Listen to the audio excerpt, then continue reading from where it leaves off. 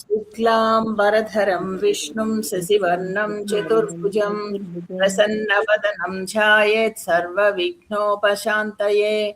अगजानन पद्मार्कं गजाननमहर्निशम् अनेकदन्तं भक्तानाम् एकदन्तमुपास्महे। सरस्वती नमस्तुभ्यं वरदे कामरूपिणी विद्यारम्भं करिष्यामि सिद्धिर्भवतु मे सदा। पद्मपत्र विशालाक्षी पद्मकेसरवर्णिनी नित्यं पद्मालयां देवी सा मां पातु सरस्वती। गुरुर्ब्रह्मा गुरुर्विष्णु गुरुदेवो महेश्वरा गुरुः साक्षात् परब्रह्मा तस्मै श्री गुरवे नमः। पार्थाय प्रतिबोधितां भगवतां नारायणेन स्वयं व्यासेन ग्रथितां पुराणमुनिना मध्ये महाभारतम् अद्वैतामृतवर्षिणीं भगवतीम् अष्टादशाध्यायिनीम् अम्ब त्वामनुसन्धदामि भगवद्गीते भवद्वेषिणीम्। భగవద్గీత 2వ అధ్యాయం సాంఖ్య యోగము. ఇందులో 30 శ్లోకాలు చెప్పుకున్నాం మనం. ఇందులో మనకి 2వ శ్లోకం మీరు గమనిస్తే ఇందులో సాంఖ్య యోగంలో 2వ శ్లోకం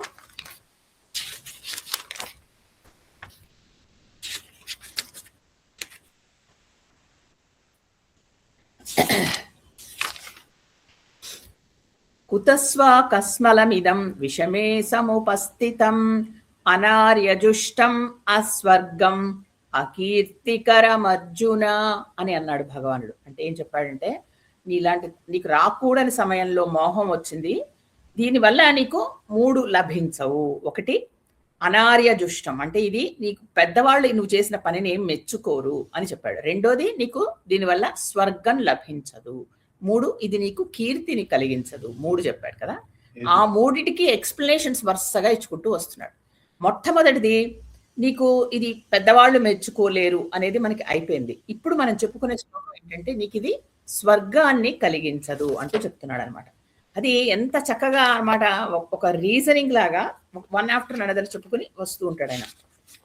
అందుకనే ఆయన మన టీచర్స్కి మనం అందరికీ అంటే ఆయనే ఒక గురువు, అంత జగద్గురు. అంటే అంత చక్కగా మనకు ఒక మార్గం చూపిస్తున్నాడు, ఎలా చెప్పాలి అని కానీ ఎలా వినాలి అని కానీ ఆయన దగ్గరే మనం నేర్చుకోవాలి.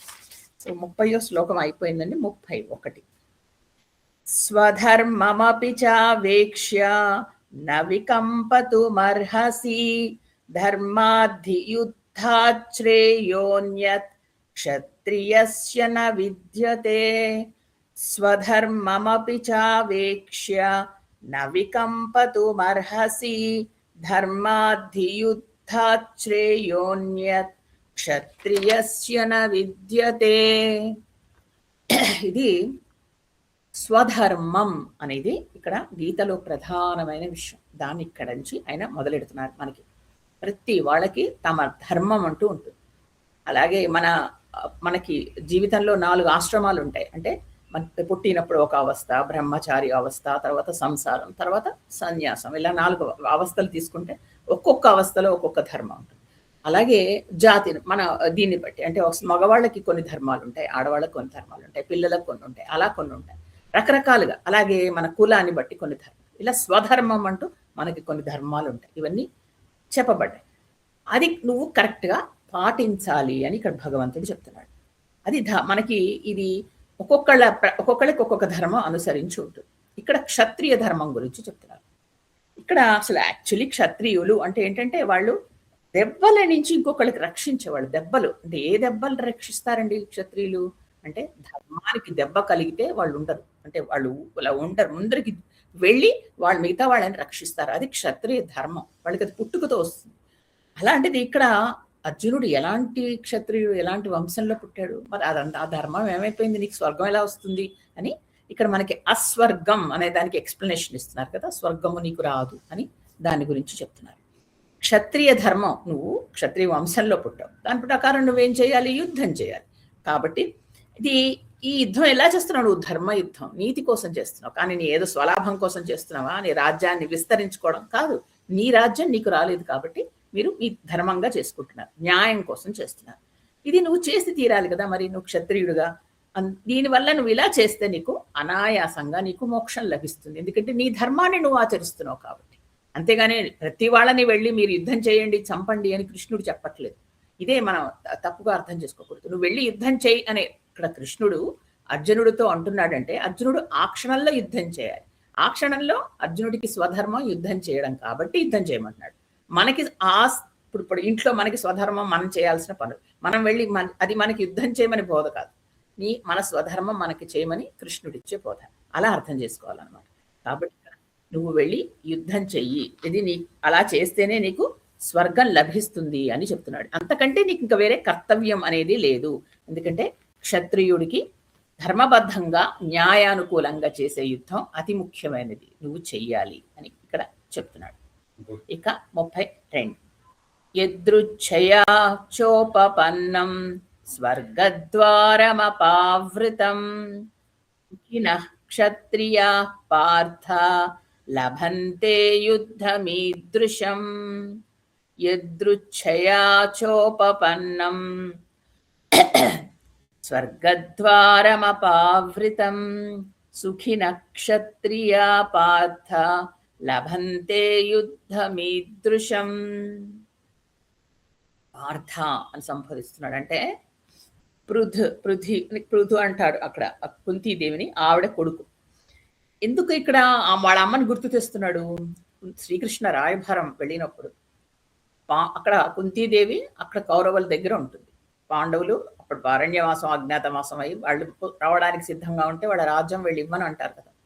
అలాంటప్పుడు కృష్ణుడు వెళ్ళి కుంతీదేవిని కలుస్తాడు. కలిసినప్పుడు చెప్తుంది, యుద్ధం చేయమను నా పిల్లల్ని, వాళ్ళు న్యాయంగా వాళ్ళకి కావాల్సిన రాజ్యం కోసం వాళ్ళు యుద్ధం చెయ్యమను అని స్వయంగా తల్లి సందేశం పంపిస్తుంది. నీ తల్లే నీకు సందేశం పంపించింది. అలాంటి క్షత్రియ వంశంలో పుట్టిన నీ తల్లి చేయమంటోంది యుద్ధం, నువ్వేంటి యుద్ధం మానేసి వెళ్ళిపోతానంటావు అనే మాట. అందువల్ల ఇక్కడ పార్థ అని పిలుస్తున్నాడు. నీకు అనుకోకుండా ఇలాంటి అవకాశం దొరికింది అంటున్నాడు. అర్జునుడికి అనుకోకుండా ఈ అవకాశం దొరకడం అంటే ఏంటి అంటే, ఏం చేశారంటే పాండవులు అరణ్యవాసం అజ్ఞాతవాసం వెళ్ళేటప్పుడు వాళ్ళ రాజ్యాన్ని కౌరవులకి ఇచ్చేసి వెళ్ళిపోయారు. నిజానికి ఒప్పందం ప్రకారం ఏం చేయాలి? వాళ్ళు ఆ రెండు పూర్తి చేసుకుని వచ్చాక వాళ్ళ రాజ్యాన్ని వాళ్ళకి ఇవ్వాలి కౌరవులు. కానీ ఇక్కడ దుర్యోధనుడు ఏమంటున్నాడు? నేను ఇవ్వను అంటున్నాడు కదా. వెంటనే అప్పుడు కృష్ణుడు రాయభారం మనం చెప్పుకున్నాం, వెళ్ళినప్పుడు కూడా నేను 5 గ్రామాలు కూడా ఇవ్వను అన్నాడు. ఇవ్వను అనేసరికి అప్పుడు వెళ్ళి యుద్ధానికి సిద్ధమయ్యారు. ఇక్కడ వాళ్లకు కావాల్సింది వాళ్ళు దక్కించుకోవడానికి యుద్ధం చేస్తున్నారు, అంతే. అది న్యాయంగా చేయవలసింది, కావాల్సిన దానికోసం చేస్తున్నారు. ఇది అనుకోకుండా చేయాల్సిన వచ్చిన యుద్ధం, అంతేగాని నిజానికి వాళ్ళు ఏదో ప్లాన్ చేసుకుని వెళ్ళాలి కౌరవులతో యుద్ధం చేయాలని ఏం చెయ్యట్లేదు. వాళ్ళకి ఇస్తే యుద్ధానికి ఆగిపోతుంది, కానీ ఇది చేయాల్సిన పరిస్థితి వచ్చింది. అందుకని నువ్వు చాలా అదృష్టవంతుడైన క్షత్రియుడు, నీకు ఇలాంటి అవకాశం దొరికింది. ఇది నీకు స్వర్గం తెరిచి ఉంది, చూసుకోనికి అలాంటి అవకాశం దొరికింది. కాబట్టి నీకు యుద్ధం చెయ్యి, యుద్ధం మాని వెళ్ళిపోతాను అనకు అంటున్నాడు. ఎందుకంటే ఎందుకు ఇంత చెప్తున్నాడు? అంతకు ముందరే చెప్పాడుగా అర్జునుడు, నాకు ఏది శ్రేయస్సో నువ్వు చెప్పు కృష్ణ, నువ్వు ఎలా చెప్తే అలా చేస్తాను అని చెప్పాడు కదా. అందుకని ఇక్కడ చెప్తున్నాడు, నీకు ఏది శ్రేయస్సో అది చెప్తున్నాను, ఏది నీకు సద్గతికి హేతువో అదే చెప్తున్నాను. అందుకని నువ్వు యుద్ధం చేయాలి. ఇక్కడ ఒకటండి, ఇప్పుడు మనకి ఎవరైనా అడిగామనుకోండి, నాకు ఏది మంచిదో మీరు చెప్పండి అని ఎవరైనా అడిగాం, మనకి ఏదో ఒక డౌట్ వచ్చింది. అప్పుడు వాళ్ళు మనకి ఇష్టమైంది చెప్తే ఓహో వీళ్ళు మంచివాళ్ళు, ఇష్టం లేనిది చెప్తే చెడ్డవాళ్ళు ఉండదు. మనకి ఏదైతే హితమైందో అది వాళ్ళు చెప్పింది, మనకి మంచిదో చెప్తే అది శ్రేయస్కరమైంది. అలాగే ఇక్కడ అంటే ఈయనకి ఏది హితమైందో అది చెప్తున్నాడు. చిన్న ఎగ్జాంపుల్ ఏంటి, మరి ఎప్పుడు మన ఇళ్లలో మనం చూసేది, పిల్లలు ఏదో నచ్చిందని తింటూ ఉంటారు. కొంతసేపు అయిన తర్వాత తల్లి ఏం చేస్తుంది? తినద్దు అని దాచేస్తుంది. అలాంటప్పుడు తర్వాత ఇంకేదో వాళ్ళకి ఇది ఇస్తుంది, ఇది తింటే నీకు మంచిది అని. వాళ్ళకి ఇష్టం ఉండదు. ఇదేమిటమ్మా ఇది ఇస్తాము, మాకు ఆ చాక్లెట్ ఇవ్వు, లేకపోతే ఐస్ క్రీమ్ ఇవ్వు, అదే ఇవ్వు అంటారు. కానీ మనం అంటాం అది ఎక్కువ తినకూడదు, ఇదే తినాలి, అవి తిన్నావు కాబట్టి దానికి విరుడు ఇంకేదో తిను అంటే అది వాళ్ళకి ఇష్టం లేదు కదా వాళ్ళకి, కానీ వాళ్ళకి శ్రేయస్కరమైనది, వాళ్ళకి మంచిది కాబట్టి మనం ఇస్తాం. అలాగే ఇక్కడ ఒక తల్లి చెప్పాను కదా, కృష్ణుడు తల్లి అవుతాడు, తండ్రి అవుతాడు, స్నేహితుడు కూడా అవుతాడు. కాబట్టి అలా చెప్తున్నాడు. నీకు ఇది మంచిది, నీకు ఇక్కడ స్వర్గ ద్వారం కూడా నీకోసం తెరిచింది, నువ్వు చేయాల్సిన పని ఇది, అందుకని యుద్ధం చెయ్యి అని ఇక్కడ చెప్తున్నాడు. 33 అథ చేత్వమిమం ధర్మ్యం సంగ్రామం న కరిష్యసి తతః స్వధర్మం కీర్తించ హిత్వా పాపమవాప్యసి. తర్వాత 33వ శ్లోకంలో చెప్తున్నాడు, ఈ యుద్ధం అనేది నీకు ధర్మబద్ధమైనది. ఒకవేళ యుద్ధం గనక చెయ్యకుండా నువ్వు మానేస్తే ఏంటవుతుందో తెలుసా నీకు?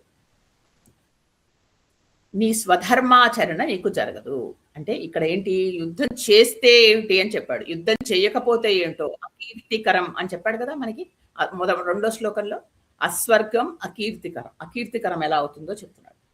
నువ్వు పారిపోయావు అనుకో, నువ్వు ఇన్ని రోజుల నుంచి నువ్వు సంపాదించుకున్న కీర్తి నీకు నశించిపోతుంది అర్జున, అలాంటి పని చెయ్యకు అంటూ చెప్తున్నాడు. ఎంత కీర్తి సంపాదించుకున్నాడండి అర్జునుడు. మనం 1-2 ఇన్సిడెంట్స్ చెప్పుకుందాం అంతే. ఎందుకంటే మనకి భగవద్గీత అంతా భారతంతో ముడిపడి ఉంటుంది. మన భారతం అక్కడక్కడ కొన్ని చెప్పుకోవాల్సి వస్తుంది. అన్ని అర్జునుడి కీర్తి గురించి మనం చెప్పుకునేటప్పుడు అంత టైం లేదు. 1-2 చెప్తాను. ఒకటి మనకి తెలుసు, ద్రోణుడు ద్రుపదుడు ఇద్దరు కలిసి చదువుకున్నారు. చిన్నప్పుడు కలిసి చదువుకున్నప్పుడు ద్రోణుడు ఇద్దరు అంటే ప్రతిదీ పంచుకుని చక్కగా చదువుకునేవాడు. కొన్ని చదువంతా పూర్తి అయిపోయిన తర్వాత అప్పుడు ద్రుపదుడు వెళ్ళిపోతూ, అతను యువరాజు, నేను ఇంకా రాజును అవ్వబోతున్నాను, అందుకని ద్రోణ నీకు ఎప్పుడైనా ఏదైనా అవసరం ఉంటే నా దగ్గరికి రా, నేను నీకు సహాయం చేస్తాను అని మాటిచ్చి మరీ వెళ్ళాక అతను నిజంగానే మహారాజు అయ్యాడు ద్రుపదుడు. ద్రోణుడు అలా బీదరికంలోనే ఉండిపోయాడు. పెళ్ళయింది, పిల్లాడు పుట్టాడు. అతనికి డబ్బు అవసరం వచ్చింది. డబ్బు అంటే కొన్ని గోవులు కావాలి. దానికోసం నా స్నేహితుడేగా రాజు అని అడగడానికి వెళ్ళాడు. వెళితే అతను వెళ్ళి అక్కడ తనతో చనువుగా సింహాసనం మీద కూర్చున్న ఒక మహారాజు నేను అహంకారంగా ఉన్నాడు ద్రుపదుడు. అలాంటప్పుడు ద్రోణుడు వచ్చి అలా మాట్లాడితే అతనికి అహం దెబ్బతింది. ఇతను నా స్నేహితుడు అన్నట్టు అలా మాట్లాడాడు చనువుగా ద్రోణుడు. దాంతో కోపం వచ్చి నువ్వెవరో నాకు తెలీదు అని బయటికి గెంటేమన్నాడు. అతను కేవలం కొన్ని ఆవులు అడగడానికి వస్తే వినిపించుకోకుండా బయటికి గెంటేమన్నాడు ద్రుపదుడు. దాంతో ద్రోణుడు అతని మీద పగబట్టాడు. నన్ను ఇంతలా చేశావు కదా, నేను అవమానిస్తాను అది మనసులో పెట్టుకుని తర్వాత అనేక మంది శిష్యులను తయారు చేశాడు ద్రోణుడు. ఆ తయారు చేసిన వాళ్ళలో అర్జునుడు సర్వోత్తముడయ్యాడు. అయిన తర్వాత అతని ఎప్పుడైతే విద్యాభ్యాసం అంతా అయిపోయిందో అర్జునుడికి పిలిచి చెప్పాడు ద్రోణుడు, నువ్వు గురుదక్షిణగా ఆ ద్రౌపదుడిని కట్టి బంధించి తీసుకుంటారు, అదే నాకు కావాలి. ఎంత చిన్నవాడండి అప్పుడు అర్జునుడు, ఏం పెద్దవాడు కాదు. అప్పుడే విద్యాభ్యాసం అయింది, నేర్చుకుని ఉన్నాడు శస్త్రాస్త్రాలు. కానీ గురువు గారు ఆయనంతటా ఆయన అడిగారు అని ఆ ఉత్సాహంతో వెళ్ళి ద్రుపదుడేం తక్కువ వాడు కాదు. ద్రోణుడికి ఎన్ని అస్త్రశస్త్రాలు తెలుసో అన్నీ తెలుసు ద్రుపదుడికి, అంత గొప్పవాడు. అలాంటి ద్రుపదుడితో యుద్ధం చేసి ఆయన్ని ప్రాణాలతో పట్టి బంధించి తెచ్చి గురువుగారి దగ్గర ఉంచాడు. అంటే ఎంత గొప్పవాడు అర్జునుడు, అంటే ఎంత కీర్తి వచ్చింది కదా. సాక్షాత్తు ద్రోణుడే అంటాడు, అబ్బా అసలు నా శిష్యుడు అంత ఇలాంటి వాడు నాకు శిష్యుడిగా ఉండడం నా అదృష్టం అని ఒక గురువు గారితో అనిపించుకున్నాడు. తర్వాత విరాట పర్వంలో అజ్ఞాతవాసం అయిన తర్వాత యుద్ధం జరిగినప్పుడు ఉత్తర కుమారుడితో పాటు బృహన్నలగా అర్జునుడు మారువేషంలో యుద్ధానికి వెళ్తాడు. అంతా కౌరవసేన ఒకవైపు ఉంటుంది, ఒకవైపు కేవలం ఉత్తర కుమారుడు వెళ్తాడు. వెళ్ళి ఉత్తర కుమారుడు భయపడి ఇంత యుద్ధం నేను చేయలేనని పారిపోతుంటే అప్పటికి సరిగ్గా వాళ్ళ అజ్ఞాతవాసం సమయం ముగుస్తుంది. అప్పుడు అర్జునుడు తన నిజరూపంలో వచ్చి బృహన్నల వేషం నుంచి నిజ రూపానికి వచ్చి యుద్ధం చేస్తాడు. ఒక్క అర్జునుడు మొత్తం కౌరవసేన అంటే భీష్ముడు, ద్రోణుడు, దుర్యోధనుడు, కర్ణుడు అందరూ ఉన్నారు. అందరితో యుద్ధం చేసి అందరిని చివరికి ఇంకా ఓడించడానికి సిద్ధంగా ఉంటే భీష్ముడు అంటాడు, వద్దు అర్జున, ఇక్కడికి యుద్ధం ఆపేద్దాం, ఇక్కడికి మనం ఆపేద్దాం యుద్ధం, తర్వాత ఇంతటితో ఇది ముగిసేయంటే అప్పుడు భీష్ముడు మాట విని మానేస్తాడు. అంటే ఎంత మందితో ఒక్కొక్కళ్ళతో వెళ్ళి అందరినీ ఓడిస్తాడు. అంత గొప్పవాడండి, అంత మంచి కీర్తి తెచ్చుకున్నాడు. ఆయన అక్కడి నుంచి ధనుష్టంకారం చేసుకుంటూ వస్తాడు. దూరం నుంచి అర్జునుడు వేషం మార్చుకుని ఆ ధనుష్టంకారం వినగానే ద్రోణుడు చెప్పేస్తాడు, అది నా శిష్యుడు వచ్చేస్తున్నాడు. అంటే ఎలాంటి కీర్తి సంపాదించాడు. ధనుష్టంకారంతో కేవలం అతను అర్జునుడు అని మిగతా వాళ్ళు, ద్రోణుడు లాంటి వాళ్ళు సంతోషపడ్డారు, మిగతా వాళ్ళు సైనికులు భయపడిపోయి పరిగెట్టారట. అంటే ఎలాంటి కీర్తి తెచ్చుకున్నాడు. అలాంటి కీర్తి ఉందయ్యా నీకు, నువ్వేంటి యుద్ధం మానేసి వెళ్ళిపోతానంటావు. నీకేదో మనసులో కరుణ కలిగిందనుకో, దానికి తగ్గట్టుగా ఇంకోటి చేయి. కానీ ఒక క్షత్రియుడిగా పుట్టి ఒక యుద్ధంలో నిలబడి చేయాల్సిన నీకు ఇప్పుడు చేయాలి, ఇది తప్పనిసరైన యుద్ధం, ఎందుకంటే ధర్మం కోసం చేస్తున్నావు. అలాంటి వాడివి లేదు లేదు నేను నాకు కరుణ, నాకు వాళ్ళంటే జాలి అని అంటావేంటి? అసలు నీకు అసలు అర్థం లేకుండా మాట్లాడుతున్నావు. ఒక్క విషయం చెప్తాను విను. అవతల భీష్ముడు ఉన్నాడుగా, మరి ఆయన కూడా క్షత్రియుడేగా, మరి ఆయనకు కూడా జాలి ఉంటుందిగా, మరి మీ మీదకి మనవల మీదకి యుద్ధానికి ఎందుకు వచ్చాడు? మరి ఆయనకి లేదా కరుణ? మరి నీకే ఎందుకు ఉండాలి? నువ్వు అది అర్థం చేసుకోమని ఇన్ని విధాలుగా కృష్ణుడు చెప్తున్నాడు. కాబట్టి స్వధర్మాచరణ చెయ్యి, పారిపోకు. ఇలా పారిపోతే నీ కీర్తి నశించిపోతుంది. ఇది పాప భీతి అని నువ్వు అనుకుంటున్నావు, ఇది పాప భీతి కాదు. కేవలం నీకు అకీర్తికరము, నీకు కీర్తి నశించిపోతుంది అని చెప్తున్నాడు. 34 అకీర్తిం చాపి భూతాని కథయిష్యంతి తే వ్యయాం సంభావితస్య చ కీర్తిః మరణాదతిరిచ్యతే.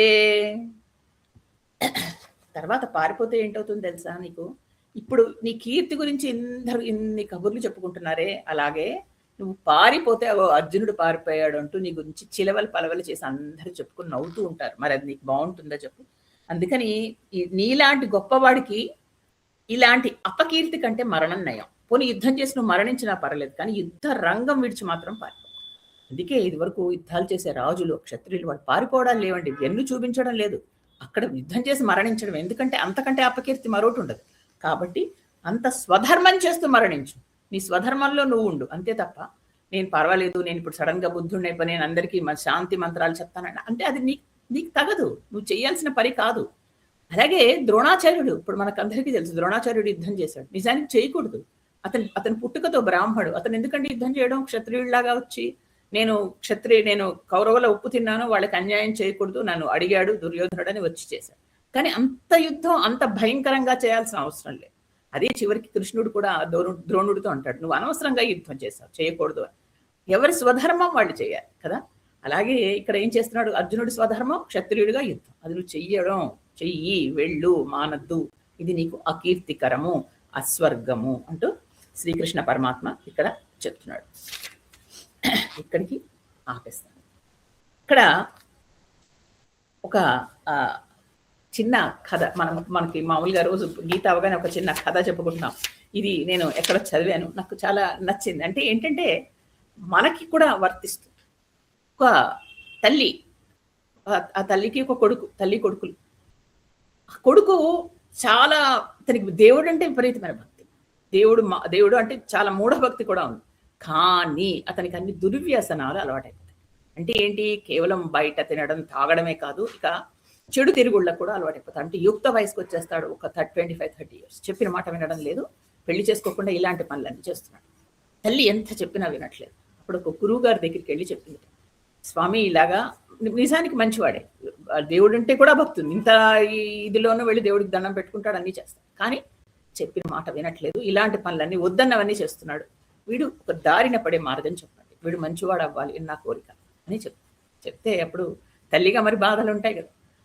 అప్పుడు ఆ గురువు గారు అంటారు, వాడిని నా దగ్గరికి తీసుకురా.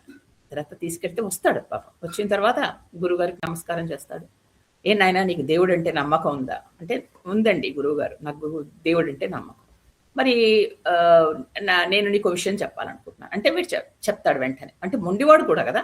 మీరు దయచేసి నా పనులు మానద్దు, నిన్ను ఇలా ఈ పని చేయకు, ఆ పని చేయకు అని మా అమ్మలాగా మీరు చెప్తే మాత్రం నేను విననండి, నా ఇష్టం వచ్చినట్టే నేను ఉంటాను.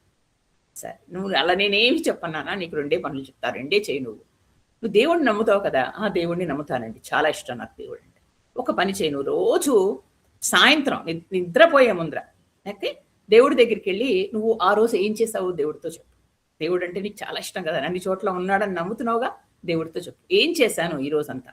అలాగే నువ్వు ఏం తింటావో అది తినేటప్పుడు ఒక్క క్షణం ఆగి కృష్ణార్పణమో రామార్పణమో అనుకుని తినేసాయి. సరేనా? ఆ 2 పనులు చెయ్యి, నాకు ఒక వారం తర్వాత కనిపించు. దాని దేవుంది 2 చాలా తేలికైనవనే వచ్చేసాడు. కానీ అవి ఎంత కష్టమో అతనికి మొదటి రోజే అర్థమైంది. ఏమైంది? మొదటి రోజు వెళ్ళాడు, ఫ్రెండ్స్తో అంతా కూర్చున్నాడు, తినడానికి మొదలెట్టాడు. ఓకే, నేను అంటే ఇది తినచ్చు ఇది తినకూడదు అని మనం నిర్ణయించకూడదు, అది ఎవరి ఇళ్లలో అలవాటైంది. కానీ వాళ్ళ ఇంట్లో అలవాట్లేదు, అందుకని ఆ తల్లి వద్దని. అతను తినబోతూ ఉంటే వెంటనే రామార్పణం కృష్ణార్పణం అనుకోమన్నాడుగా. అనాలంటే భయం, ఎందుకంటే ఈ తినేది రాముడు తింటాడో తినడో, కృష్ణుడు తింటాడో తినడో, ఇది మంచిదా అనుకుని ఏమనలేదు, మామూలుగా తినేశాడు. తినేసిన తర్వాత అతనికి మనసులో మరి దేవుడంటే ఇష్టం ఉంది, మూఢభక్తి కూడా ఉంది. అది ఎలా పీకుతోంది. అనలేదు, అనమన్నారు. నేను అక్కడ ఆయనకి ఒక ఒట్టు పెట్టి చెప్పొచ్చాను, అవ్వలేదు అని. సరే అయిపోయింది. తర్వాత రాత్రికి ఆయన దినచర్య అంతా చెప్పాలి. దినచర్య అంతా ఆ రోజు జరిగిందంతా చెప్పాడు. చేయకూడని పని చేయకూడని వాళ్ళతో తిరిగాడు, అది చెప్పలేదు, మింగేశాడు. సరే మర్నాడు వచ్చి మళ్ళా రామార్పణం అనాలి తినేటప్పుడు. అందుకని ఏది తినకూడదో అది పక్కన పెట్టి పండో ఫలం లేకపోతే మామూలు ఫుడ్ తినేసి అప్పుడు కృష్ణార్పణ అని ధైర్యంగా చెప్పి కృష్ణుని చూసి తినేశాడు. అప్పుడు మనసుకు ధైర్యం వచ్చింది. తర్వాత దినచర్య చెప్పాలి. మళ్ళా రాత్రి వచ్చాడు. దినచర్య ఈసారి ముందటి రోజు చెప్పలేదు, ఈసారి చెప్పాడు. చెప్పి తలంచుకొని చెప్పాడు, నేను ఫలానా వాళ్ళతో బయటకు వెళ్ళాను, ఫలానా అమ్మాయితో తిరిగాను అని చెప్పాడు. కానీ తలంచుకొని చెప్పాడు కృష్ణుడు. చెప్పేశాడు. ఆ రోజు అయిపోయింది. మూడో రోజు చాలా కంట్రోల్ వచ్చింది ఫుడ్ మీద. జాగ్రత్తగా ఉన్నాడు. ప్రతిదీ ఏం తిన్నా మనసులో రామార్పణమో కృష్ణార్పణం అంటున్నాడు. దేవుడికి పెట్టాలి, ఆ ప్రసాదంగా గ్రహిస్తున్నాను అని ఒక బుద్ధి మనసులోకి వచ్చేసరికి చాలా జాగ్రత్తగా తిన్నాడు. మళ్ళా దినచర్య చెప్పాలి రాత్రికి. ఈసారి తల కూడా ఉంచుకోవడానికి కూడా భయం వేసింది. ఎందుకంటే తల మళ్ళా ఎప్పుడు తలెత్తినా దేవుడు తన వైపు చూస్తున్నాడు అనే అనుమానం వస్తోంది. దాంతో సగం గొడుగు సగం చెప్పకుండా చెప్పి పడుకున్నాడు. ఇక ఆ తరువాత రోజులో మార్పు వచ్చింది. నేను అంటే ఏదైనా చెడు పని చెయ్యబోయే ముందర మనస్సులో కలుక్కుమంటుంది, వద్దు నేను దేవుడికి చెప్పాలి, ఈరోజు రాత్రికి ఆయన ఎదురుకుండా నిలబడాలి అనే భయంతో మెల్లిగా ఆ రోజు చెడు తిరుగులు ఇంకెవరితో తిరగకుండా ఇంటికి వచ్చాడు. వచ్చి ధైర్యంగా చెప్పాడు, ఈరోజు నేను ఇలా చేశాను, ఇంటికి వచ్చాను, పడుకున్నాను. ధైర్యంగా అనిపించింది, దేవుడి ముందర నిలబడగలను అనిపించింది. ఇది అతని జీవితాన్ని 2 విషయాలు మార్చేసండి. కొన్ని రోజులైన తర్వాత వెళ్ళి చెప్పాడు గురువు గారికి, మీరు ఎలాంటివి నా దగ్గర ఒట్టు పెట్టించుకున్నారండి, మొత్తం నా జీవితాన్ని మార్చేశారు. ఇప్పుడు నేనేమీ చేయలేకపోతున్నాను, ఎక్కడికి వెళ్ళలేను, ఏం చేయలేను కూడా. ఎందుకంటే నా ముందర దేవుడు నిలబడుతున్నాడు. నాకున్న నమ్మకం అంటే ఆ గురువు గారు చెప్తారు, నాయనా నేను చెప్పడం కాదు, నీ నమ్మకమే నిన్ను మార్చింది. నువ్వు కనుక నీకు దేవుడు మీద కూడా నమ్మకం లేదనుకో, నేను అడిగిన 2 ప్రశ్నలకి నీకు విలువ ఉండేది కాదు. కానీ నీకు నమ్మకం ఉందని తెలిసే నేను ఈ 2 ప్రశ్నలు నీకు ఇచ్చాను, ఇవే నిన్ను మార్చాయి అని చెప్పాట. తల్లి చాలా సంతోషించింది. ఆ తర్వాత అతను చాలా గొప్ప జ్ఞాని అయ్యాడు అంటారు. ఇది ఎక్కడో చదివిన కథ, కానీ చాలా చాలా నిజమండి. మనం కూడా ఇలాగే మనం చేసే ప్రతి పని అప్పుడు మనతో భగవంతుడు ఉన్నాడు అనుకుని, మన ఎదురుకుండా ఉన్నాడు అనుకుంటే మనం తప్పులు చేయలేము. అలాగే ఎదురువారిలో భగవంతుడు పడు ఏదైతే మనం శంకరాచార్య చండాలుడి గురించి చదువుకున్నామో, అవతల మనిషిలో కూడా ఆత్మ ఉంది, అది కూడా భగవంతుడే అని తెలుసుకుంటే అవతల మనిషిని మనం కించపరచలేం. అక్కడ దేవుడు ఉంటే దేవుడిని తిడతారా? మనం తిట్టగలమా? మనం తిట్టలేంగా. ఆ విధంగా మనల్ని మనం సంస్కరించుకుంటాం. కాకుండా మనలో సంస్కారం ఎలా ఉంటుందంటే అవతల వాళ్ళని ప్రభావితం చేస్తుంది, వాళ్ళని మారుస్తుంది. కాబట్టి ప్రయత్నించండి ఇది కూడా. ఎందుకంటే నేను అలానే ప్రతిరోజు వెళ్ళి దేవుడి దగ్గర నిలబడి చెప్పండి అనట్లేదు. కానీ ఆ చెప్పే ముందర, ఆలోచించే ముందర గట్టిగా మన భగవంతుడు మనతో ఉన్నాడు అని ఒక్క మాట మనం అనుకుంటే పూర్తిగా మన ప్రవర్తనలో మార్పు వస్తుంది. ఇక ఇది కూడా చెప్పేసి ఈరోజు ముగిస్తాను. ఏంటంటే మేము మొన్న అనుకోకుండా చెప్పాను మీకు, నేను అక్కడికి శ్రీ రాముడిది వనవాసం గురించి చెప్తున్నప్పుడే నేను ఊరికి వెళ్ళాను అని చెప్పాను.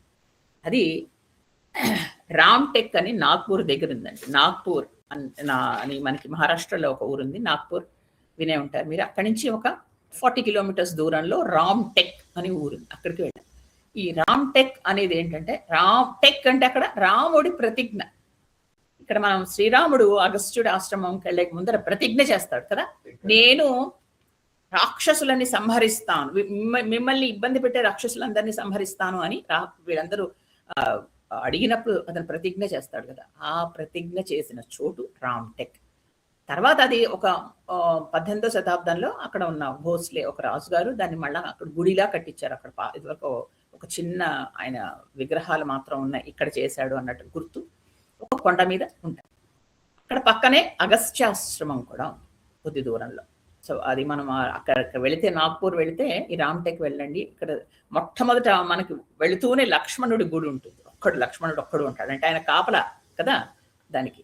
అందుకని కొంచెం లోపలికి వెళితే అక్కడ లోపల సీతారాములకి వేరే ప్రత్యేకంగా గుడి ఉంది. ఆ 2 గుళ్ళు చూసుకుంటాం. తర్వాత కొద్ది దూరంలో అగస్త్యాశ్రమం ఉంటుంది, అది కూడా మనం చూడొచ్చు. చాలా బాగుంటుంది. ఆ కొండ మీద చాలా అద్భుతంగా ఉంటుంది సీతారాముల గుడి. ఇప్పటికి కూడా బాగా పూజలు అవి చేస్తున్నారు. చాలా బాగుంది. అంటే ఇక్కడ ఏంటంటే రాముడు ప్రతిజ్ఞ చేశాడు అని అప్పుడు మనకి అది వస్తోంది కాబట్టి అటువైపు వెళ్ళాను అనుకోకుండా. నాకు అక్కడ చూడాలి అనిపించింది. ఎందుకంటే మన రామాయణంలో ఘట్టాలు జరిగిన స్థలం కదా అది. అందుకని ఎప్పుడైనా మీకు అటువైపు వెళ్ళే అవకాశం వస్తే నాగ్పూర్ దగ్గర రామ్టెక్ అనే స్థలానికి వెళ్ళండి. అక్కడ రాముడు ప్రతిజ్ఞ చేశాడు, నేను రాక్షసులని సంహరిస్తాను. ఇప్పుడు మనకు అదే కదా జరుగుతుంది. కాబట్టి అది చాలా మంచి స్థలం. రామటెక్ అంటే ప్రతి గణేష్.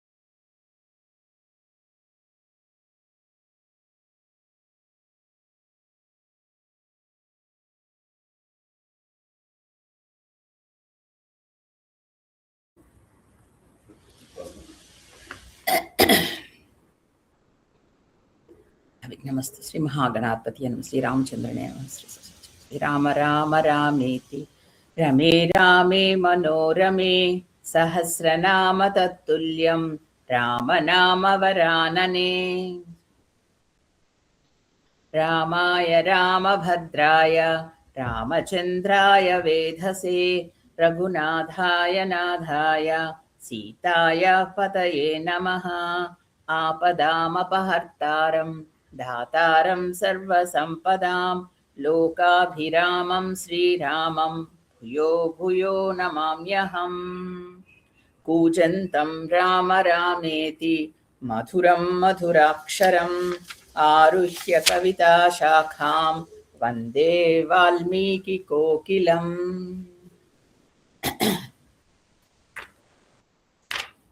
శ్రీరామాయణం.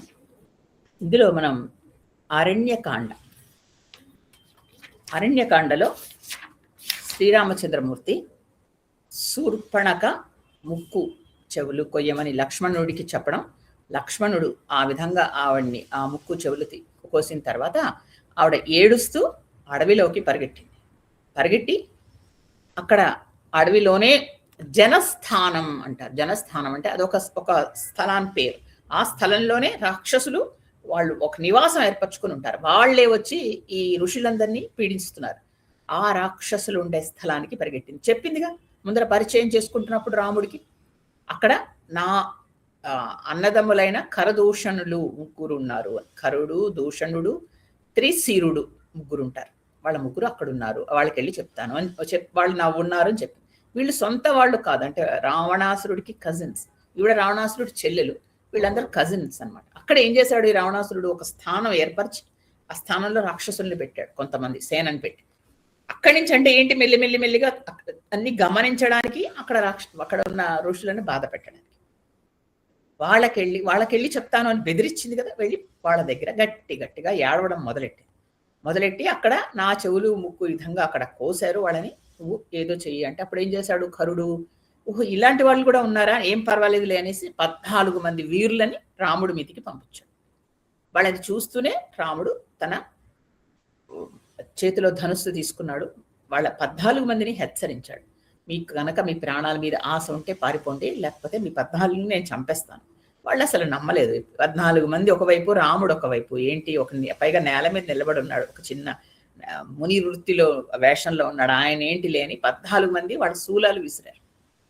ఒకే ఒక బాణంతో 14 శూలాలు ఖండించి, వాళ్ళు గ్రహించే లోపలే తన ధనుస్సుతో 14 బాణాలు వేసి ఒకేసారి 14 మందిని చంపాడు. ఒకటే క్షణంలో జరిగేసరికి ఇది చూసి ఉర్పణకు అసలు నమ్మలేకపోయింది. ఎందుకంటే ఆయన ధనుస్సు ఎక్కువ పెట్టడం, బాణం తీయడం, వెయ్యడం ఏది కనపడలేదు ఆవిడకి. ఎప్పుడు తీశాడు, ఎప్పుడు వేశాడు, ఎప్పుడు చంపాడో తెలియదు.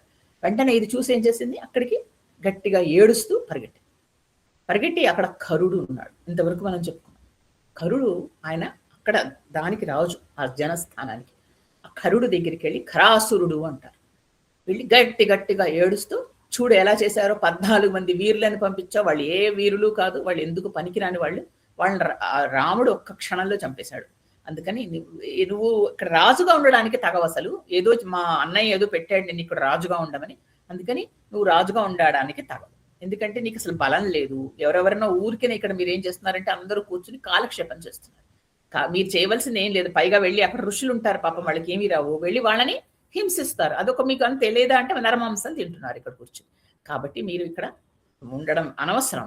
నేను వెళ్ళిపోయి మా అన్నయ్యకు చెప్పుకుంటా, లేకపోతే ఇంకోరికి ఎవరికైనా చెప్పుకుంటాను, నా అవమానానికి మీరేం ప్రతీకారం చేయరు అంటూ ఆయన్ని రకరకాల మాటలతో రెచ్చగొట్టింది.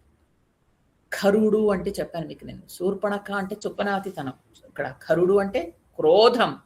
ఒక మనిషికి క్రోధం ఎలా ఉంటే ఎలా వస్తుంది, ఏమిటో ఆలోచిస్తాడండి వెనక ముందు. క్రోధుడు ఏం చేస్తాడు, కోపంలో ఉంటాడు. ఆ కోపంలో బయలుదేరాడు. అతని వెంట దూషణుడు బయలుదేరాడు. పేరు చూడండి, రాక్షసులు ఎలాంటి పేర్లు పెట్టుకుంటారు. ఖరుడు అని ఎవరైనా పెట్టుకుంటారు. శూర్పణఖ అసలు నిజానికి ఆవిడ పేరు కాదు, ఆవిడకి అలా వచ్చింది. ఆవిడ గోర్లు చేటల్లా ఉంటాయని శూర్పణఖ. చంద్రనఖ ఆవిడ పేరు. చంద్రుడి చక్కగా అంత బాగున్నాయి పుట్టినప్పుడు గోర్లు అని వాళ్ళ అమ్మ పెడితే ఈవిడికి ఆ రాక్షస పేరు ఇష్టం, అలా పెట్టుకో. అలాగే ఖరుడికి ఆ పేరే వచ్చింది. అలాగే దూషణుడు, దూషణం అంటే ఏంటి, తిట్టడం, ఇంకొకళ్ళని తిడుతూ ఉండడం. అది చూడండి చక్కగా. అందుకే మనకి ఇవన్నీ కలిపితే వేరే అర్థం వస్తుంది, వెనకాతలు ఉంటే తాత్విక అర్థం. దూషణం అంటే క్రోధంలో ఉన్నప్పుడు నోటికొచ్చినట్టల్లా తిడుతూ ఉంటారు కదా, అందుకని ఎప్పుడు క్రోధం పక్కన దూషణం ఉంటుంది. ఆ రెండు కలిపి బయలుదేరాడు. ఇంకోడు త్రిశిరుడు, వాడికి 3 తలలు ఉంటాయి. వీళ్ళ ముగ్గురు అన్నదమ్ములు, వీళ్ళ ముగ్గురు కలిసి బయలుదేరారు. ఈ కరుడు అనేవాడు నిజానికి వాడు ఒక రాజు. వీళ్ళందరూ మిగతా వాళ్ళందరినీ ఏం చేశాడు, తమ్ముళ్ళని మిగతా వాళ్ళందరినీ వాడు 12 మంది సేనాధిపతి. వీళ్ళు ముందర ముగ్గురు కలిసి బయలుదేరారు యుద్ధానికి. బయలుదేరితే వాళ్ళకి 14,000 మంది సైనికులు ఉన్నారు. 14,000 అంటే 14,000.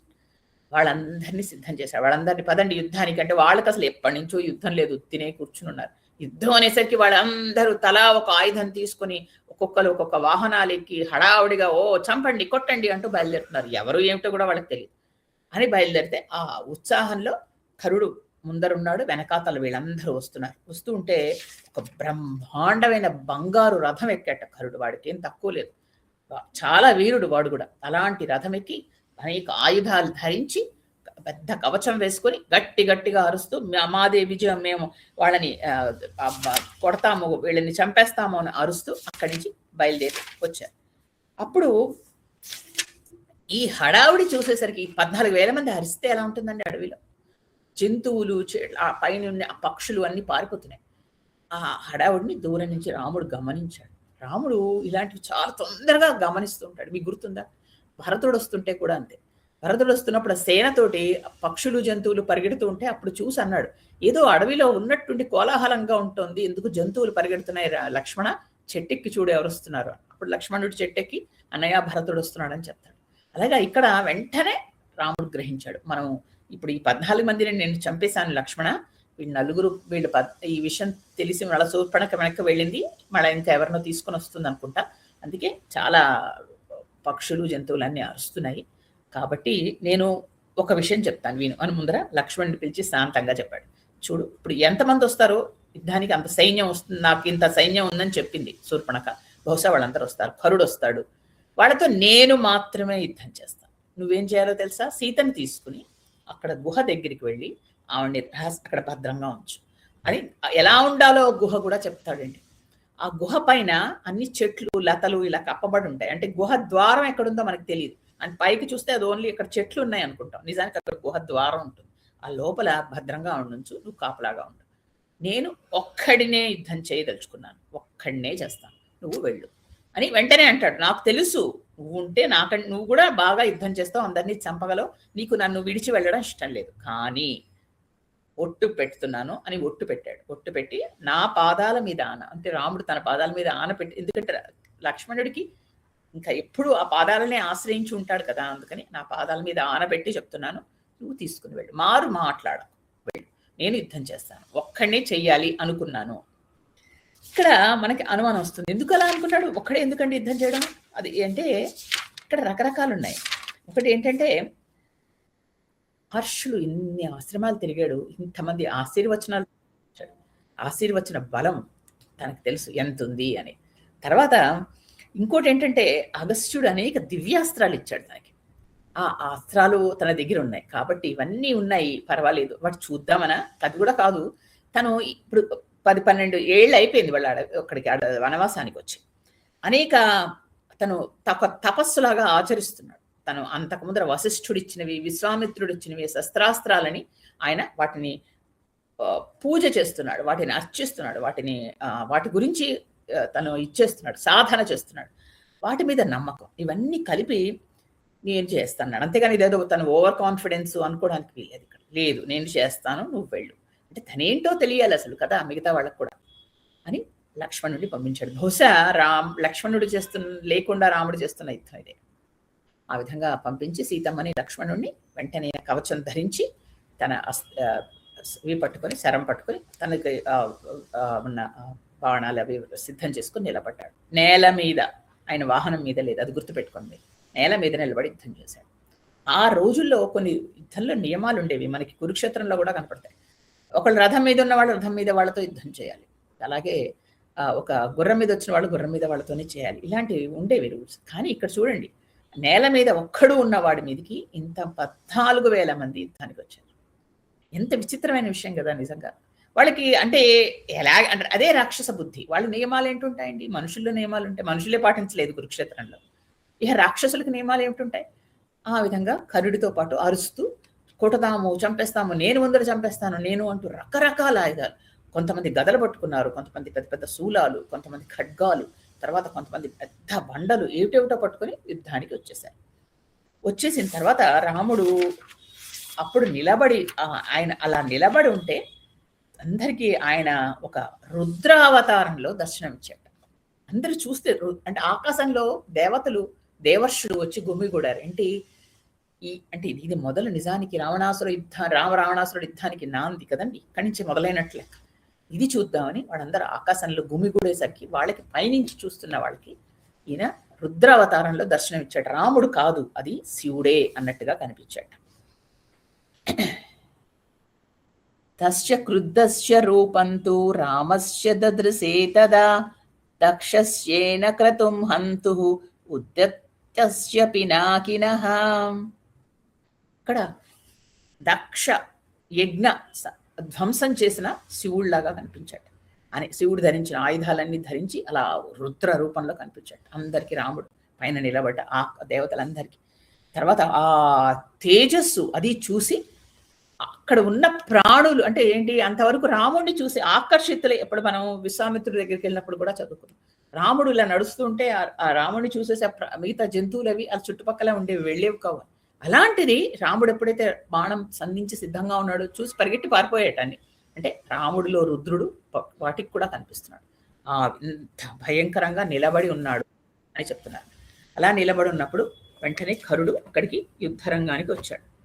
వచ్చి చాలా అందరూ సింహనాదాలు చేస్తున్నారు, చేసి ఈయన మీదకి విజృంభించి బాణాలు వేయడం మొదలెట్టారు.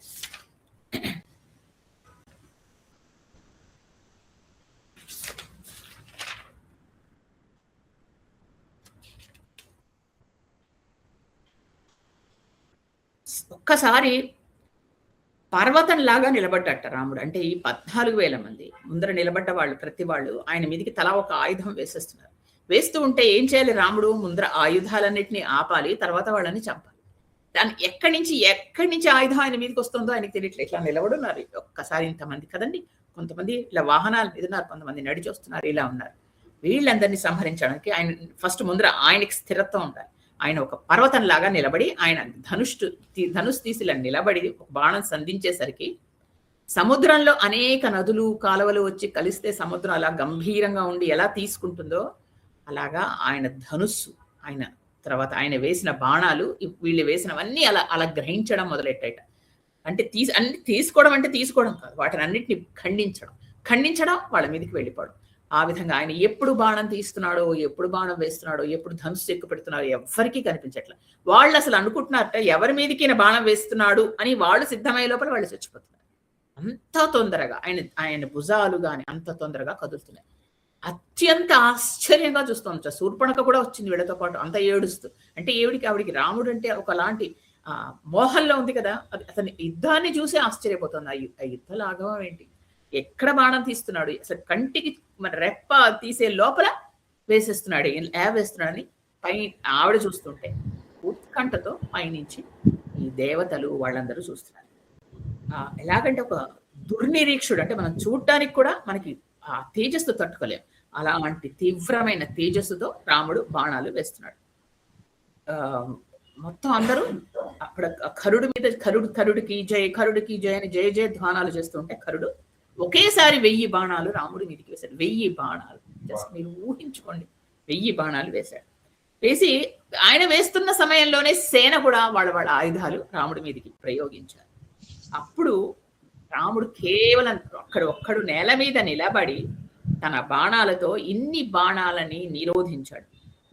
మీకు కొన్ని వచ్చి తగులుతున్నాయి. ఆయనకి గాయాలు కూడా ఎంత ఆయనకి కవచం ఉన్నా 1-2 తగిలే, కానీ వేస్తూనే ఉన్నాడు. కాకపోతే మిగతా వాళ్ళందరూ వేసేస్తుంటే వాళ్ళని ఆపాలి కాబట్టి ఒక మండలాకారంలో చేసుకున్నాడు. అంటే ధనువుని ఏం చేస్తున్నాడు, ఇలా తీసి ఇలా వేస్తారు కదా, వేస్తూ ఇలా తిప్పుతున్నాడు. ఇలా తిప్పడం, మండలాకారంలో తిప్పడంతో అలా వెళుతున్నాయి బాణాలు. అలా వెళ్ళి చుట్టుపక్కల వాళ్ళందరూ చచ్చిపోతున్నారు. అలా వేల కొలది పదునైన బాణాలు. పైగా బాణానికి చిన్న రెక్కలాగా ఉంది. అది వెళ్ళి ఇలా వెళ్ళి ఇలా గుచ్చుకుంటున్నప్పుడు అది రెక్కలతో ఇలా వెళుతుంది. రెక్కలంటే ఏంటంటే చిన్న ఈకల్లాగా ఇలా ఉన్నాయి. అది వెళితే ఒక పాము ఇలా పడగ విప్పుకొని వెళ్ళినట్టుగా ఉందట. వెళ్ళి వాడిని ఎప్పుడు గుచ్చుతోందో, వాడి ప్రాణాలు ఎప్పుడు తీస్తోందో గ్రహించట్లా. అలా చూస్తూ ఉంటే కొన్ని క్షణాల్లో అక్కడ ధ్వజాలు, అంటే రథం పైన పతాకం లాంటిది, జెండా లాంటిది కడతారు. అలాంటి ధ్వజాలు, తర్వాత కవచాలు, కొంతమంది తలలు, కొంతమంది బాహువులన్నీ నేల మీద పడి కనిపించాయి. అంటే ఇంతమంది వాళ్ళని రాక్షసుల్ని చంపేశాడు. కొంతమంది రాక్షసులు గట్టిగా అరుస్తున్నారు, ఆర్తనాదాలు చేస్తున్నారు. వాళ్ళు ఏం చేశారు, కొంతమంది ముందర వాళ్ళందరినీ చంపాడు, వెనక వాళ్ళు ఇంకా వస్తున్నారు. వాళ్ళందరూ ఏం చేశారంటే మళ్ళా ఇంకా కొన్ని ఆయుధాలు తీసుకొని వచ్చారు. అప్పుడు కరుడు దగ్గరికి పరిగెట్టాడు. కరుడుకు ఇంకా కొంచెం వెనకాతలు, అంటే వీళ్ళు రాక్షసులు వీళ్ళకంటే ముందర పరిగెట్టాడు కరుడు రథాన్ని వదిలి. ఇప్పుడు వెళ్ళి చెప్పేసరికి ఇక అప్పుడు ముందర అన్నాడు, దూషణుడు అన్నాడు, నువ్వు ఆగు ఖరా, నేను ముందర వెళ్తానని మొట్టమొదట దూషణుడు వచ్చాడు. వచ్చి దూషణుడు అప్పుడు మిగతా వాళ్ళందరితో అన్నాడు, మిగిలిన సైనికులు ఇంకా చాలా మంది మిగిలి ఉన్నారు, పదండి నేనున్నాను మీ అందరితోటి, నేను వస్తాను వెళ్ళాడు. అప్పుడు వీళ్ళేం చేశారంటే వాళ్ళ ఆయుధాలన్నీ ప్రయోగించేశారు. ఇక అక్కడ ఉన్న వృక్షాలన్నీ తీసి, అంటే చెట్లని పెరికి అవి పెద్ద పెద్ద బండలు అవి తీసుకొచ్చారు రాముడి మీదకి వేయడానికి. రాముడు చాలా ఒక్కసారి భీకర నాదం చేసి గాంధర్వాస్త్రం ప్రయోగించాడు. గాంధర్వాస్త్రం అందులోంచి వేల కొలది బాణాలు వచ్చాయి ఒక్కసారి వచ్చి. అప్పుడు వీళ్ళనందరినీ దిశలు కమ్మేసి ఈ రాక్షసుల వాళ్ళు వేస్తున్న రాళ్ళని చెట్లని కాకుండా రాక్షసులను కూడా సంహరించింది. ఆ సమర భూమి భయంకరంగా తయారైంది. ఎప్పుడు దూషణుడు ఇంకా రాముడి మీదకి వచ్చాడు. వచ్చి ఆయన ఏం చేశాడంటే తీవ్రమైన బాణాలు రాముడి మీదకి వేశాడు. రాముడు దూరం నుంచి వెంటనే మొట్టమొదట వాడి ధనస్సును ఖండించాడు. మన కురుక్షేత్ర యుద్ధం గుర్తొస్తుంది మనందరికీ కదా, ఇలాగే చెప్పుకున్నాం. రాముడు ఏం చేశాడంటే మొట్టమొదట దూషణుడి ఆయన ధనుస్సుని ఖండించాడు. చేసి అప్పుడు మిగతా బాణాలతో ఆయన రథ అశ్వాలు సారథిని వాళ్ళని సంహరించాడు. ఇప్పుడు యుద్ధంలో ఏంటవుతుందంటే మొట్టమొదట పతాకం, అంటే జెండాని పగలగొడతారు, విరక్కొట్టేస్తారు. తర్వాత సారథి, తర్వాత రథాశ్వాలు. అయ్యో పాపం సారథి అనుకోవడానికి వీల్లేదు, సారథే ముఖ్యం అండి రథంలో. ఆయన అటు ఇటు కదుపుతూ జరుపుతూ అతన్ని కాపాడడం కాకుండా తన రథంలో ఉన్నవాడిని ఇంకా అతన్ని ఉత్సాహపరిచి ఇంకా ముందరకు వచ్చి చేస్తాడు. కాబట్టి సారథిని అశ్వాలని తీసేస్తే అతను కిందకి దిగిపోతాడు కదా, అప్పుడు యుద్ధం చేయడం తేలికవుతుంది. అలా చేశాడు. చేసిన తర్వాత ఒకప్పుడు ఏం చేశాడంటే వాడి దగ్గర మరి ఆయుధాలు అయిపోయాయి, ఇంక మిగతావన్నీ లేవు. అందుకని ఒక ఇనపది, ఒక పెద్ద పరిఘ అంటారు, అదొక ఆయుధం, అది తీసి గదలాంటిది అనమాట, ఇంకా పొడుగ్గా ఉంటుంది. అది తీసి వెంటనే ఈయన మీదకి ప్రయోగించడానికి, రాముడి మీదకి వేయడానికి ప్రయత్నిస్తూ ఉంటే రాముడు 2 బాణాలు వేసి వాడు 2 చేతులు ఖండించాడు. అప్పుడు వాడు పడిపోయాడు. మిగతా సేనాధిపతులందరూ అప్పుడు రాముడి మీదకి యుద్ధానికి వచ్చారు. వాళ్ళందరినీ కూడా వజ్రాయుధాలు లాంటి చాలా పదునైన బాణాలు వేసి రాముడు సంహరించాడు. ఇలా చేస్తూ ఉంటే వెంటనే ఇప్పుడు ఇక ఖరుడు నేను వెళ్ళిపోతాను యుద్ధానికి అని సిద్ధమై ముందరకు వచ్చాడు. అంటే వెనకాతలు ఉన్నాడు, ముందరకు వస్తున్నాడు. వస్తూ ఉంటే అప్పుడు త్రిశిరుడు వచ్చాడు. వాడికి 3 తలలు ఉన్నాయి. వాడన్నాడు, నేను యుద్ధం చేస్తాను, మీరు వెళ్ళకండి, నాకు అవకాశం ఇవ్వండి. నేను యుద్ధం చేసి గెలిచానా పర్వాలేదు, లేదా నేను అక్కడ పడిపోతాను, అప్పుడు మీరు వచ్చి యుద్ధం చేయండి. నాకు ఇది అవకాశం ఇవ్వండి, నాకు కావాలి, నేను ఇంతవరకు ఎప్పుడు ఓడిపోలేదు అంటూ ముందరకు వచ్చాడు. ఖరుడు అన్నాడు, సరే నువ్వు వెళ్ళు అని. త్రిశిరుడు వాడు వచ్చాడు. వాడికి 3 తలలు ఉన్నాయి. వాడికి అత్యంత ఇష్టమైన విషయం ఏంటంటే నరులను చంపి వాడు వేడివేడిగా మాంసం తినడం వాడికి అత్యంత ఇష్టం. ఎంతమంది ఋషులని వాడు తిన్నాడు అర్థం లేదు. అలాంటి వాడు యుద్ధానికి వచ్చాడు. వచ్చి రాముడి నుదుటి మీదకి వేసేట బాణాలు. కవచం ఉండదు కదా ఇక్కడ వాళ్ళకి. అదే మనకి యుద్ధంలో కొన్ని కవచం లేని స్థలాలు ఉంటాయి. అలాంటి అక్కడ వేస్తే వాళ్ళకి నొప్పిడి చాలా బాధపడతారు. వేస్తే రాముడు అన్నట్టు పువ్వుల్లాగా ఉన్నాయి నీ బాణాలు, నాకు తెలిసిరా అని చెప్పాట. అలాగా వేసి 14 బాణాలు వేసేట రాముడి మీదకి. అవి అప్పుడు రాముడు మళ్ళా వాడి మీదకి బాణాలు వేస్తే అది వాడి వక్షస్థలం మీద తగిలాయి. వాడి అశ్వాలని వాడి సారథిని రాముడు పడగొట్టాడు. రథం మించి దూకి, అంటే రాముడి దగ్గరగా వచ్చి అక్కడి నుంచి దూకి రాముడి మీదకి వచ్చి యుద్ధం చేయడానికి ప్రయత్నిస్తున్నాడు. వాడు దూకబోతూ ఉంటే అప్పుడు దూకుతున్నప్పుడే రాముడు వాడు 3 శిరాలు ఖండించేశాడు. వాడు పడిపోయాడు. అప్పుడు ఇవన్నీ అయిన తర్వాత వెంటనే దూరం నుంచి ఖరుడు వచ్చాడు. ఖరుడు వస్తూనే బాణాలు అక్కడి నుంచి విజృంభించి వేస్తూ వచ్చాడు. అసలు అంటే ఆకాశం అంతా బాణాలతో నిండిపోయేలాగా అక్కడి నుంచి దూరం నుంచి బాణాలు వేస్తూ వచ్చాడు. రాముడు ధనుస్సు ఎక్కిపెట్టి చూస్తున్నాడు. చూసి ఈ బాణానికి సమానంగా బాణం వేయాలి, తర్వాత ఖరుడు మీదికి వేయాలి. ఆ విధంగా వేస్తుంటే సూర్యుడు అసలు కనిపించలేదుట. అప్పటికి సూర్యోదయం అయి కొంతసేపు అయింది. సూర్యుడు పైకి వస్తున్నాడు, కానీ ఈ బాణాలు నిండిపోయి సూర్యుడు కనిపించట్లా. అప్పుడు ఖరుడు దగ్గర ఒక వికర్ణి అనే ఒక పెద్ద బాణం, అది తీసి రాముడిని బాధించాడు. రాముడి మీదికి వేశాడు. వేసి అప్పుడు తెలుసుకున్నాడు ఆ బాణం కూడా వ్యర్థమైపోయింది. రాముడు దాన్ని కూడా ఖండించి పడేశాడు. ఇప్పుడు రాముడి శక్తి ఏంటో ఖరుడికి అర్థమైంది. ఒకవైపు తన సేనంతా హతమైపోయింది, తన తమ్ములు చనిపోయారు, తన సేనాధిపతులు చనిపోయారు, తను గెలవగలడు అనుకున్నాడు. అహంకారంతో ఉన్నాడు కదా, అహంకారం తగ్గి ఇంకా అప్పుడు అర్థమైంది ఇంకా లాభం లేదు. రాముడి చేతిలో ధనుస్తున్నంత వరకు ఏం కాదు, రాముడి ధనుస్సు ఖండించాలి. ఇప్పుడు రాముడు అనుకున్నట్టే అవతల వాళ్ళు కూడా అనుకుంటాడు. ఖరుడు కూడా బలవంతుడే. మనం ఆ బలంలో అతని బలం కూడా మనం చెప్పుకోవాలి. ఏం చేశాడు, చాలా పొదురైన బాణం వేశాడు. అది సరిగ్గా రాముడు ధనుస్సు పట్టుకున్న వైపు వచ్చి తగిలి చేతిలో రాముడు ధనుస్సు పగిలింది. రాముడు ధనుస్సు విరిగింది. అంటే చూడండి, రాముడు నిజానికి కోదండ రాముడు అంటారు. ఏంటో తెలుసా అండి, ఆయన ఆట వస్తువు కింద పట్టుకుంటాట ధనుస్సుని. ఈ ప్రపంచంలో ఇద్దరే గొప్ప ధనుస్సు పట్టుకున్న వాళ్ళు ఉన్నారండి. ఒకళ్ళు రాముడు, ఇంకొకళ్ళు అర్జునుడు ద్వాపర యుగం అయితే ఈయనది వేరు, ఈయన యుగమే వేరు, రాముడు యుగం. ఈ రాముడు ఏం చేసేవాడంటే ధనుస్సుని పట్టుకున్నప్పుడు ఒక ఆట వస్తువు కింద పట్టుకునేవాడు. అర్జునుడు అలా కాదు, చాలా భక్తిగా శ్రద్ధగా ఉండేది. రాముడు అలా కాదు, అలవోకగా పట్టేసుకునేవాడు. ఆ పట్టుకోవడం ఏంటి, వాడు పట్టుకునే ఒక స్థలం ఉంటుంది, అక్కడ పట్టుకుంటే ధనుస్సు గట్టిగా నిలుస్తుంది. రాముడు ఎక్కడ పట్టుకుంటే అక్కడే గట్టిగా ఉండేది. ఆ విధంగా పట్టుకునేవాడు. కోదండ రాముడు అంటారు. అసలు ఎప్పుడు చూసినా రాముడు ధనుస్సుతోనే ఉంటాడు కదా. అలాంటి రాముడి ధనుస్సును పట్మని విరిచేశాడు ఖరుడు. విరిస్తే అప్పుడు అంతవరకు తన ధనుస్సుతో చేశాడు. నిజానికి ఆయన దగ్గర వైష్ణవ అది ఉంది, అది ఎవరు అగస్త్యుడిచ్చింది ఉంది, అది ఇంకా వాడలేదు, కేవలం తనదే వాడుతున్నాడు. ఎప్పుడైతే ఇది విరిగిందో ఇది పక్కన పెట్టి అది తీసుకున్నాడు. అది కూడా పక్కనే ఉంది. అది తీసుకునే టైం ఒక్క క్షణం ఉంటుంది కదండి, క్షణంలో ఒక లిప్తలో ఏదో ఒక కొద్ది సమయం, అది చాలు ఖరుడికి. వెంటనే ఏం చేశాడంటే 7 బాణాలు రాముడి మీదకి మళ్ళా వేసేశాడు. వేసేసరికి రాముడి కవచం దెబ్బతిని ఆయనకి బాగా దెబ్బలు తగిలాయి. రాముడికి దెబ్బ తగిలి రక్తం రావడం మొదలెట్టింది. వెంటనే వాడు సింహనాదం చేశాడు. చూసావా ఎలా కొట్టేశాను, నేను గెలిచిపోతున్నాను.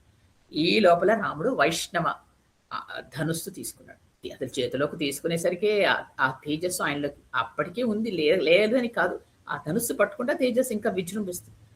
అప్పుడు దానికి ఈ లోపల అగస్త్యుడు ఇచ్చిన బాణాలు తీశాడు. దానికి బంగారు రెక్కలు ఉన్నాయి, చెప్పాను కదా మీకు, అలాంటి రెక్కలను వేస్తూ ఉంటాడు. తీసి మొట్టమొదటి బాణం వేస్తూనే ఖరుడి జెండా పగలగొట్టేశాడు. అది ఖరుడు ఊరుకోలేదు, 8 బాణాలు వేస్తున్నాడు. ఈ విధంగా ఇద్దరు రోషావేశాలతో యుద్ధం చాలాసేపు చేశారు. చేసిన తర్వాత రాముడు ఒక 13 బాణాలు వేసి ఆ రథాన్ని, గుర్రాల్ని, సారథిని భంగపరిచాడు. తర్వాత ఖరుణ్ణి గాయపరిచాడు. అప్పుడు అక్కడి నుంచి ఇంకా సారథి లేకపోతే రథంలో ఉండడానికి వీలవుతుంది. రథం మించి దూకేశాడు వాడు. దూకి గదతో సిద్ధమయ్యాడు. సిద్ధమైన తర్వాత అప్పుడు రాముడు ఎదురుకుండా నిలబడి గదతో యుద్ధానికి వస్తున్నాడు. వస్తుంటే అప్పుడు రాముడు అన్నాడు, ఒరే వెంటనే అన్నాడు, ఖరాసురా నువ్వు చాలా పాపాలు చేశావు. అమాయకులైన ఋషులను చంపావు ముందర. ఆ పాపం నీకు తగిలింది. ఇంక తర్వాత ఎందుకంటే వాళ్ళు నీకేమి చేయలేదు. వాళ్ళ పాటికి వాళ్ళు ఏవో యజ్ఞాలు చేసుకుంటున్నారు లోక కళ్యాణం కోసం. కానీ అలాంటి వాళ్ళని వెళ్ళి నువ్వు అనవసరంగా చంపి ఆ పాపం మూట కట్టుకున్నావు. అసలు నాకు అనిపిస్తోంది బహుశా మా నాన్నగారు నన్ను ఇందుకే ఇక్కడికి పంపించారేమో అడవికి, వీళ్ళందరినీ మిమ్మల్ని అందరినీ సంహరించమని. అందుకని నిన్ను కూడా ఏం చేస్తానో తెలుసా, ఆ ఋషుల్ని నువ్వు ఎక్కడికి పంపించావో అక్కడికి పంపిస్తాను, నువ్వు కూడా అక్కడికి వెళ్ళు అన్నాడు. అనేసరికి వెంటనే ఆ ఖరుడు అన్నాడు, నువ్వే నా సైనికుల్ని మాత్రం చంపావు, నా సేనాధిపతులను చంపావు, అప్పుడు గొప్ప అనుకుంటున్నావా ఏంటి? నీకు ఆ గర్వం ఏంటి? ప్రగల్భాలు పలుకుతున్నావా? నా వంశం, మా ప్రతిష్ట, మా నాన్నగారు అంటూ మాట్లాడకు. నేను ఒక్కడిని యుద్ధంలో చాలు, ఒక్కడనే ఉన్నాను అనుకోకు నువ్వు. నిన్ను ఇప్పుడు చూడు, నేను 10 నిమిషాల్లో నిన్ను చంపేస్తాను. చూడు నన్ను ఎలాంటి, నా గద ఏంటో తెలుసా, ఎలాంటి గద చూసి చాలా మంత్రాలతో కూడుకున్న గద నీ మీదకి వేస్తున్నానని ఆ గదని మంత్రించి రాముడి మీదకి వేశాడు. అది ఆ గద వస్తూ ఉందండి రాముడి మీదకి. అది వస్తూ ఉంటే చుట్టుపక్కల చెట్లన్నీ కాలిపోయాయి. తర్వాత అక్కడ ఏముంటే అది దాన్ని అలా నిప్పులు వెదజల్లుతూ అలా రాముడి మీదకి వచ్చి అంత దగ్గరగా వస్తూ ఉంటే వెంటనే రాముడు దానికి తన బాణాలతో ముక్కలు చేసి పడేశాడు. ఆ గదని చేసి పడేసిన తర్వాత ఖరుడు ఆశ్చర్యపోయి చూస్తున్నాడు. ఈ గదకి ఇంతవరకు ఎప్పుడు ఎదురు లేదు. మనకి ఏదో ఘటోద్గజుడు మాయాబజార్ సినిమా లాగా అనిపిస్తుంది కదా. గదకి ఎప్పుడు నాకు ఎదురు లేదు, అలాంటి గదని ముక్కలు చేసేసాడు రాముడు అని ఆశ్చర్యపోతుంటే రాముడు ఖరుడిని చూసి చిన్న చిరునవ్వు నవ్వాడు. అప్పుడు ఏం చేయాలో తెలియదు. వాడి దగ్గర ఆయుధాలు లేవు, రథం లేదు, సారథి లేడు, ఏమీ లేడు, ఉన్న గద కూడా పోయింది. ఏం చేయాలి? కానీ అహంకారం తగ్గలేదు ఖరుడికి. అప్పుడు పక్కనే ఉన్న ఒక పెద్ద చెట్టును పెకలించి రాముడి మీదకి విసురుతున్నాడు. వెంటనే రాముడు ఇంకొక బాణం వేసి ఆ చెట్టుని ఖండించి ఇంకా మీదికి పరిగెట్టుకొస్తున్నాడు రాముడు మీదికి ఖరుడు. అంటే మీదికి వచ్చి ఇలా పట్టుకుని చంపేద్దామనే వాడి ఉద్దేశం. ఆ విధంగా వస్తున్నవాడు రాముడు వస్తూ ఉంటే రాముడు ఇంత దగ్గరగా వచ్చేసాడు. అప్పుడు ఒక్క 2 అడుగులు వెనక్కి వేసి బాణం సంధించి వేశాడు. వెంటనే ఖరుడు ఆ బాణంతో మరణించాడు. ఈ విధంగా భయంకరమైన యుద్ధం జరిగింది. అసలు మనం రావణ యుద్ధం గురించి తర్వాత చెప్పుకోబోతాం. దానికి నిజంగా ఇది నాంది అంటారు, కానీ అంత భయంకరంగాను ఈ యుద్ధం జరిగింది. అక్కడ వెంటనే అక్కడ ఉన్న రాజర్షులు, పైన వచ్చిన బ్రహ్మర్షులు, తర్వాత వాళ్ళందరూ పుష్పవృష్టి దేవతలు కురిపించారు రాముడి మీద. కురిపించి అందరూ పొగడ్డం మొదలెట్టారు. అప్పుడు కొంతమంది కిందికి దిగి వచ్చి చెప్పారట, రామా ఇదివరకు నువ్వు వస్తున్నప్పుడు ఋషుల ఆశ్రమానికి వెళుతున్నప్పుడు ఇంద్రుడు నిన్ను చూసి ఒక్క క్షణం ఉండి వెళ్ళిపోయాడు, గుర్తుందా? ఎందుకు అలా జరిగింది అని నువ్వు అనుకుని ఉంటావు. అప్పుడు చెప్పాడు, దానికి చెప్తాడనమాట. అంటే ఇంద్రుడు ఈయన వెళుతూ ఉంటే చూసి రాముడు వస్తున్నాడు అని వెళ్ళిపోయాడు కదా, మీకు గుర్తుంది కదా. అది జరిగినప్పుడు శరభంగ మహర్షి ఆశ్రమంలో. ఎందుకు అలా అయిందంటే ఇదే చెప్పాడు ఇంద్రుడు. ఎందుకంటే మీరందరూ ఒక్కొక్క ఆశ్రమానికి రాముడిని పంపించండి, అందరు ఆశీర్వచనాలు తీసుకుని అక్కడ అందరి తేజస్సు గ్రహించాక ఇక్కడికి వచ్చాక ఈ స్థలానికి ఆయన తీసుకొచ్చి ఈ రాక్షసులతో యుద్ధం అయ్యేలా చూడండి అని చెప్పాడు. మీ అందరం కలిసి ఇది మా ప్రణాళిక, ఋషుల ప్రణాళిక ప్రకారం నేను ఇక్కడి వరకు తీసుకొచ్చాను. కాబట్టి ఈ రోజుతో ఈ పీడను మాకు వదలగొట్టావు, నీకు చాలా ధన్యవాదాలు అని చెప్పారు. అప్పుడు చెప్పిన తర్వాత మనకి చెప్పుకోవడానికి ఏంటంటే 14,000 మంది ఒకవైపు, రాముడు ఒక్కడు ఒకవైపు అని చెప్పుకున్నాం. ఇప్పుడు నేను చెప్పడం ఇంత ఒక నిమిషంలో కథ చెప్పాను, కానీ నిజంగా అది జరిగింది ఎంతసేపో తెలుసా అండి? 1 గంట 12 నిమిషాల్లో రాముడు ఇంతమంది చెప్పేశాడు. దీన్ని ముహూర్తం అంటారు, 3 ఘడియలు అంటారు. 3 ఘడియల్ని మీరు గూగుల్ చేసి చూస్తే 1 గంట 12 నిమిషాలు అంటే 1 hour and 12 minutes. అప్పట్లో ఘడియలు, ముహూర్తం అంటూ ఆ టైం అలా ఉండేది. మనకి ఇప్పుడు అవర్స్ అండ్ మినిట్స్ లాగా, అలాగా 3 ఘడియలు అంటే 1 hour and 12 minutes లో 14,000 మందిని కాక కరుణ్ణి, దూషణుణ్ణి, త్రిశిరుణ్ణి, ముగ్గురిని చంపేశాడు. ఎంత బలం ఉండాలి మీరు ఊహించుకోండి. 14,000 మందిని మనకి నిజానికి చూసి కౌంట్ చేయడానికే ఇంతసేపు పడుతుంది. అలాంటిది వాళ్ళందరినీ సంహరించి ఆ రాముడి పరాక్రమం, సామర్థ్యం చూసి అందరూ విష్ణుమూర్తిని గుర్తు చేసుకున్నారు. విష్ణుమూర్తే కాకపోతే కాదా, కానీ అలా అంటున్నారు, మాకు విష్ణుమూర్తి గుర్తొచ్చాడయ్యా నిన్ను చూసి అంటూ పొగిడి అందరూ నీకు శుభమొగ్గుగాక, నీకు మంగళమొగ్గుగాక అంటూ అలా. అంటే రావణాసురుడి వంశంలో ఉన్న వాళ్ళని కొంతమందిని సంహరించావు కాబట్టి ఇక్కడికి ఈ జనస్థానం అంతా మాకు చాలా ఇప్పుడు పదిలంగా ఇక్కడ మేము మా పూజలు మా యజ్ఞాలు చేసుకోవచ్చు అని అన్నారు. తర్వాత ఇది అవుతూ ఉంటే వెంటనే అక్కడి నుంచి లక్ష్మణుడు సీతను తీసుకుని వచ్చాడు. అంటే యుద్ధం అయిపోయిందని తెలిసిపోయింది. జయ జయధ్వానాలు అవన్నీ విని వెంటనే లక్ష్మణుడు అక్కడి నుంచి సీతను తీసుకొస్తే సీత వస్తూనే ముందర భర్త దగ్గరికి వెళ్ళి గట్టిగా ఆయన్ని ఆలింగనం చేసుకుని ఎంత ఆవిడ కళ్ళ నీళ్ళు కారిపోతున్నాయంటే భయపడలేదు బంట. ఆవిడ నిజానికి దేవతా స్త్రీ భయపడుతుందా అంటే కాదు. అదొకలాంటి ఉద్వేగం ఉంటుంది కదండి. భర్త పాప ఆయనకి దెబ్బలు తగిలే చూస్తోందండి. కానీ ఆ సంతోషంతో పైగా ఏంటంటే ఇక్కడ మనం ఆలోచించాల్సింది ఆవిడ లోక మాత అండి. మహర్షులు ఆవిడకి పిల్లలు లాంటి వాళ్ళే కదా. అలాంటి వాళ్ళకి పాపం బాధలు పడుతున్నారు. భర్త వాళ్ళని కాపాడాడు అంటే అదొక్క సంతోషం. భర్త ఇలా విధంగా విజయం లభించింది అంటే మరొక సంతోషం. ఈ సంతోషంతో ఆవిడ ఆయన ఆలింగనం చేసుకుని తన ఆ సంతోషాన్ని వ్యక్తం చేసింది. ఇక్కడ మనకు ఇంకొక విచిత్రం, మన భాషలో మనం మాట్లాడుకోవడానికి సీతమ్మ రాముడి యుద్ధం చూడలేదండి. పంపించేశాడు గుహలోకి. ఎప్పుడూ రాముడి యుద్ధం అమ్మవారు చూడనే లేదు. మరి అది ఎందుకో తెలియదు నాకు. తర్వాత కూడా రామరావణ యుద్ధం ఆవిడెక్కడ చూసింది, ఆవిడ చూడలేదు. ఆవిడ లోపల అశోకవనంలో ఉండిపోయింది. కాబట్టి ఇక్కడ కూడా పంపించేశాడు రాముడు. ఇంకోటి లక్ష్మణుడు లేకుండా రాముడు చేసిన యుద్ధం ఇదొక్కటే. తర్వాత ఎప్పుడు లక్ష్మణుడు పక్కనే ఉంటాడు ఆయనకి. ఇక్కడ అలా ఆ విధంగా ఆయన చేశాడు. ఇంకొకటి మనం చెప్పుకోవాల్సిన విషయం, మనం అక్కడ శివుడి రూపంలో రుద్రుడి రూపంలో రాముడు కనిపించడం అనేది.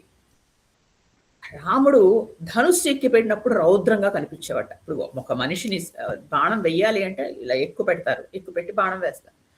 వేసిన తర్వాత మళ్ళీ ధనుస్సు దించుతారు కదా. ఎక్కువ పెట్టినప్పుడు ఉన్న రౌద్రం దించినప్పుడు శాంతంగా ఉన్నట్టు. అది చాలా విచిత్రంగా ఉంటుంది దేవతలకి. అది చూసి అందరూ నమస్కారం చేశారు. ఇది ఒక రక్షణ ఇచ్చే రూప ధ్యానం అంటారు. ఇప్పుడు మనం రాముడి రూపాలు అనేక విధాలుగా ధ్యానం చేస్తున్నాం. ఇది ఎవరైనా దయచేసి గుర్తుపెట్టుకుని అవన్నీ ఒక చోట రాయండి. మనం ఎక్కడెక్కడ రూపాలు ధ్యానం, రాముడు పుట్టినప్పటి నుంచి రకరకాలుగా చెప్పుకున్నాం కదా. అందులో ఇదొకటి. ఇందులో ఏంటంటే రాముడు ఇక్కడ రుద్రుడి రూపంలో కనిపించడం, శాంత రౌద్రాలు రెండు కలిసి కనిపించడం అనేది ఒక త్రిశూలధారి దర్శనం అవ్వడం అనేది ఆ విధంగా అది ఒక రక్షణ ఇచ్చే ధ్యానం. అంటే మనకి రక్షణ కావాల్సిన సమయాల్లో ఇలాంటి రూపాన్ని ధ్యానం చేస్తే వెంటనే రక్షణ లభిస్తుంది. ఎందుకంటే ఆయన ఆల్రెడీ చేతిలో ధనుసు పట్టుకుని ఉన్నాడండి. దానం వేయడానికి సేపు ఒక క్షణం పట్టదు కదా. ఆ విధంగా మనకి రక్షణ లభిస్తుంది అంటారు. అందుకని ఈ విధంగా ఇది ఒక రూప ధ్యానం అంటారు. ఈ చేసిన తర్వాత వెంటనే అందరూ వచ్చారు, రాముడిని పొగిడారు, అంతరం మెచ్చుకున్నారు. చాలా చక్కగా జరిగిన తర్వాత ఇక్కడి నుంచి ఇందులోంచి తప్పించి బయటపడ్డ వాళ్ళు ఇద్దరున్నారు. ఇది చూసి యుద్ధం చూసి మిగతా అందరూ అక్కడ హతమైపోయారు, రాక్షసులందరూ. ఇందులోంచి ఈ రాక్షస సంతతిలో బయటపడ్డ వాళ్ళు ఇద్దరు. ఒకటి శూర్పణఖ. ఏం చేసింది, అసలు ఆవిడ ఊహించలేదు. ముందు రాముడిని చూడ్డానికి వచ్చి నిలబడింది దూరంలో. అంటే యుద్ధం చేస్తున్నా సరే రాముడు అంటే అమోహం మీద రాముడిని చూడాలి. భయపడలేదు. కానీ అంటే అందరూ చూసి భయపడే రౌద్రంలో రాముడు ఆవిడికి సమ్మోహనంగా కనిపిస్తున్నాడు. అబ్బబ్బా ఏం యుద్ధం చేస్తున్నాడు, ఆహాహా ఎంత తొందరగా తీస్తున్నాడు బాణాలు, ఏం వేస్తున్నాడు, అదే చూస్తుంది ఆవిడ. ఇంకా మోహంలో పడిపోతుంది. అదొక దాన్ని ఏంటంటారు, ఒక వెర్రితనంలో ఉంది ఆవిడ. ఆవిడ పారిపోయింది. రెండో వాడు పారిపోయింది. ఎవరంటే అతని పేరు అకంపనుడు. కంపనుడు, కంపనం అంటే వణకడం, అకంపనుడు అంటే భయపడేటవాడు. అతను రావణాసురుడి గూఢచారి. అతను ఎప్పుడు ఈ జనస్థానాల చుట్టూ తిరుగుతూ ఈ విషయాలన్నీ రావణాసురుడికి చెప్తూ ఉంటాడు. అకంపనుడు. ఈ శూర్పణఖ ఒకవైపు పరిగెడితే అకంపనుడు ఇంకొక వైపు పరిగెట్టాడు. అకంపనుడికి వీళ్ళెవరూ చూడలేదు. రాముడు కూడా వచ్చి తనతో యుద్ధం చేస్తాడు కానీ ఎక్కడెక్కడో దాక్కున్నవాడని ఏమి చంపడు. అతని రాముడు పద్ధతే అది కాదు, ధర్మయుద్ధం అది. వచ్చి ఎదురుకుండా నిలబడి యుద్ధం చేయని ఆహ్వానిస్తే చేస్తాడు. లేదా అత్యంత దుర్మార్గులు చెయ్యాలి, అతన్ని మరణిస్తే తప్ప లాభం లేదంటే చేస్తాడు. అంతేగాని అక్కడెక్కడో గూఢచారి ఉన్నాడని రాముడు గ్రహించాడో లేకపోతే దూరం నుంచి ఇతను అకంపనుడు పారిపోయి అతను లంకలో ప్రవేశించాడు. మనకి ఇక్కడి నుంచి వస్తున్నాడు రావణాసురుడు. ఇక్కడి నుంచి మనకి ఆ దుర్మార్గుడిని మనం చూడబోతున్నాం. దుర్మార్గుడు అని ఎందుకంటామండి, అన్ని మంచి గుణాలు ఉండి ఆ మంచి గుణాలని సమాజ శ్రేయస్సుకు కాకుండా తన స్వలాభం కోసం అవతల వాడని పీడిస్తున్నాడు అనుకోండి, వాడు రాక్షసుడు, వాడు దుర్మార్గుడు, వాడు అలాంటి వాడు కాబట్టి వాడు అంటున్నాం. నిజానికి అతనికి ఆ గుణాలే లేకపోతే ఆయన బారు అని మాట్లాడేవాడు, అంతే కదా. ఆ ఆ రోజుల్లో కాబట్టి రాక్షసులు వేరు, దేవతలు వేరు, మానవులు వేరు ఉండేవారు. ఈ కాలంలో కలియుగంలో మనలోనే అన్నీ ఉన్నారండి. నాలో ఒక రాక్షసుడు ఉంటాడు, నాలో ఒక దేవత ఉంటుంది, నాలో ఒక ముగ్గురు కలిపి ఉంటారు. అప్పుడప్పుడు ఒక్కొక్క గుణం బయటకొస్తూ ఉంటుంది కదా! మనం ఏం చేయాల్సిందంటే ఇదంతా వినిన తర్వాత రాక్షసులను సంహరించాడు అంటే మనం కూడా మన రాక్షసుల్ని సంహరించాలి. లేకపోతే ఆ గుణం వస్తూనే ఉంటుంది. కామం, క్రోధం, మోదం, మదం, మాత్సర్యం ఇవన్నీ రాక్షసులే కదా!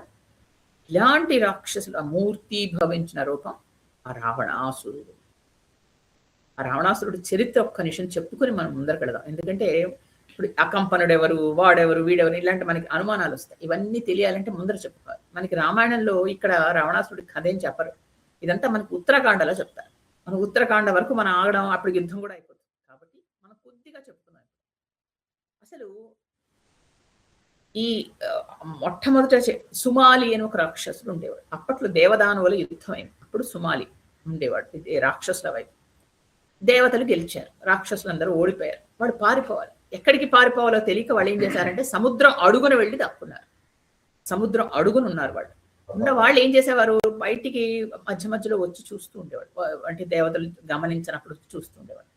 అలా చూస్తున్నప్పుడు ఏమైందంటే పైన ఈ దేవతలందరూ కలిసి అప్పట్లో అందరినీ ఒక్కొక్క చోట ఒక్కొక్క దిక్కుకి ఒక్కొక్కళ్ళని నియమిస్తున్నారు. ఒక్కొక్క దిక్కుకి ఒక్కొక్కళ్ళని నియమించి ఒక్కొక్క దేవతకి వాళ్ళకి అధికారం ఇచ్చి చూడమని. అలాగే కుబేరుడికి ఒక వైపు ఇచ్చారు. ఇచ్చి ఆయనకి ధనానికి అధిపతిగా చేశారు. ఎందుకంటే ఆయన శివుడి భక్తుడు. ఆయనకి ధనం మీద ఆశ లేదు. ధనం మీద ఆశ ఉన్న వాళ్ళకి ధనం మీద ఆధిపత్యం ఇస్తే ఏం చేస్తారంటే అందులో సగం తినేస్తారు కదా. కానీ కుబేరుడికి అలాంటిది లేదు. అందువల్ల ఆయన పైగా శివభక్తుడు. అందుకని ఆయన ధనం మీద ఆధిపత్యం ఇచ్చి లక్ష్మీదేవి అనుగ్రహంతో ఆయన చక్కగా చూసుకుంటున్నాడు. ఒక దిక్కుని చూసుకుంటున్నప్పుడు ఆయనకి ఏం చేశారంటే ఉండడానికి ఒక మంచి స్థలం కావాలని విశ్వకర్మతో చెప్పి విశ్వకర్మతో ఒక బ్రహ్మాండమైన స్వర్ణ లంకని నిర్మింపచేశారు. అది కుబేరుడి కోసం నిర్మించారు. అంటే ఒక బంగారు లంక చక్కగా కట్టారు. కట్టి ఆయనకు ఒక పుష్పక విమానం ఇచ్చారు. అంటే ఆ విమానం ఏంటి మనస్సుల్లో మనం ఎక్కడ కోరుకుంటే అక్కడికి తీసుకెళ్లి తిరుగుతూ ఉంటుంది. ఎంతమంది అయినా ఎక్కచ్చు. అలాంటి పుష్పక విమానం ఇచ్చి లంక ఇచ్చారు. అందుకని అక్కడ అందులో కుబేరుడు అందులో తిరుగుతూ ఆ పుష్పక విమానంలో లంకలో ఉంటూ చక్కగా చూసుకుంటూ ఉండేవాడు. ఇది ఒకరోజు ఆయన పుష్పక విమానం మీద వెళ్ళడం, లంకలో వెళ్ళడం ఇదంతా ఈ సముద్రంలోంచి బయటికి వచ్చిన సుమాలి చూశాడు. చూసిన తర్వాత వాడికి ఏమైందంటే వెంటనే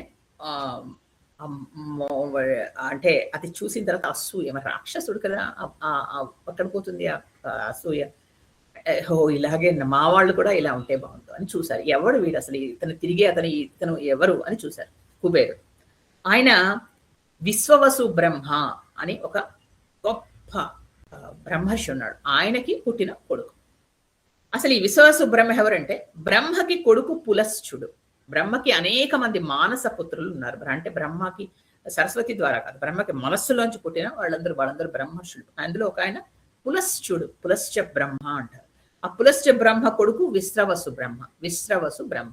ఈ విశ్రవసు బ్రహ్మ కొడుకు ఈ కుబేరుడు.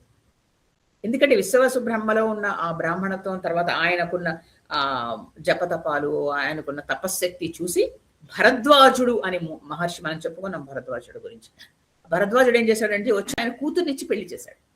చేస్తే వాళ్ళకి పుట్టినవాడు ఈ కుబేరుడు. మళ్ళీ మీకు కొంచెం కన్ఫ్యూషన్ వస్తుంది చెప్తాను. బ్రహ్మ నేను మీకు నోట్ చేసి పంపిస్తాను, ఎందుకంటే కొంచెం ఈ పేర్లు కన్ఫ్యూజింగ్ గా ఉంటాయి. బ్రహ్మ తర్వాత పులశ్చుడు తర్వాత విశ్రవసు బ్రహ్మకి భరద్వాజుడు వచ్చి ఆయన కూతుర్నిచ్చి పెళ్లి చేశాడు. పెళ్లి చేస్తే వాళ్ళకి కుబేరుడు పుట్టాడు. కుబేరుడే ఇతను ఇప్పుడు ఈ లంకని ఈ పుష్పక విమానం ఇలా దిక్కుకి అధిపతి అయ్యి పరిపాలిస్తున్నాడు. ఇదంతా ఈ రాక్షసుడు గమనించి ఈ కుబేరుడికి ఇంత గొప్పతనం ఎలా వచ్చింది అంటే విశ్రవసు బ్రహ్మ నుంచి సగం ఆయన గొప్పతనం. ఎందుకంటే అలాంటి బ్రహ్మర్షికి పుట్టాడు కాబట్టి అదంతా వచ్చింది. పైగా తను స్వయంగా వచ్చింది ఇదంతా. కాబట్టి ఇలాంటి వాడిని మనం పుట్టిస్తే కనుక మనవాడు కూడా ఇలాగే మనల్ని కూడా అలాగే తీసుకెళ్తాడు, మనం కూడా ఇలాగే చేయొచ్చు అని ఆలోచించి ఆ సుమాలికి 12 మంది కొడుకులు ఉన్నారు. ఆ కొడుకుల్లో వాడే ఒకడు ఈ అకంపనుడు. చాలా మంది మనకి తర్వాత యుద్ధంలో వస్తారు. చాలా 12 మంది మగపిల్లలు, ఆడపిల్లలు 3 4 ఉన్నారు. అందులో ఒక ఆవిడ పేరు కైకసి. ఈ సుమాలి కూతురు కైకసి. ఆవిడని పిలిచి చెప్పాడు, మంచి తెలివిగలది, మంచి పిల్ల, నువ్వు అలానా విశ్రవసు బ్రహ్మ ఉన్నాడు, ఆయన నీకు నేను చూపిస్తాను. గొప్ప తపస్వి, చాలా చాలా తపస్సంపన్నుడు, మంచి తేజస్సున్నవాడు. నువ్వు వెళ్ళి ఆయన సేవ చేసి, ఆయనతో నీ కోరిక చెప్పి, ఆయన ద్వారా నువ్వు పిల్లల్ని కను. వాడు బ్రహ్మ తేజస్సుతో పుడతాడు. ఎందుకంటే అటువైపు ఆయన అంత బ్రహ్మర్షి కదా! తర్వాత ఆయన విద్యాబుద్ధులిస్తాడు. కాకుండా మనం రాక్షస విద్యలు మనం ఇద్దాం. ఈ 2 కలిపి ఉంటాయి. వాడిని ఏం చేద్దామంటే అదిగో అలాంటి లంక అలాంటివన్నీ మనం తీసుకోవచ్చు వాడి ద్వారా అని చెప్పి ఆవిడకి చెప్పి పంపించాడు. ఆవిడ వెళ్ళింది. వెళ్ళి కైకసి వెళ్ళి విశ్వాసు బ్రహ్మకి సేవలు అవి చేసింది. తర్వాత ఒక క్షణంలో వెళ్ళి ఆయనకి తన కోరిక చెప్పింది. నాకు వివాహం చేసుకోవాలనుంది మిమ్మల్ని.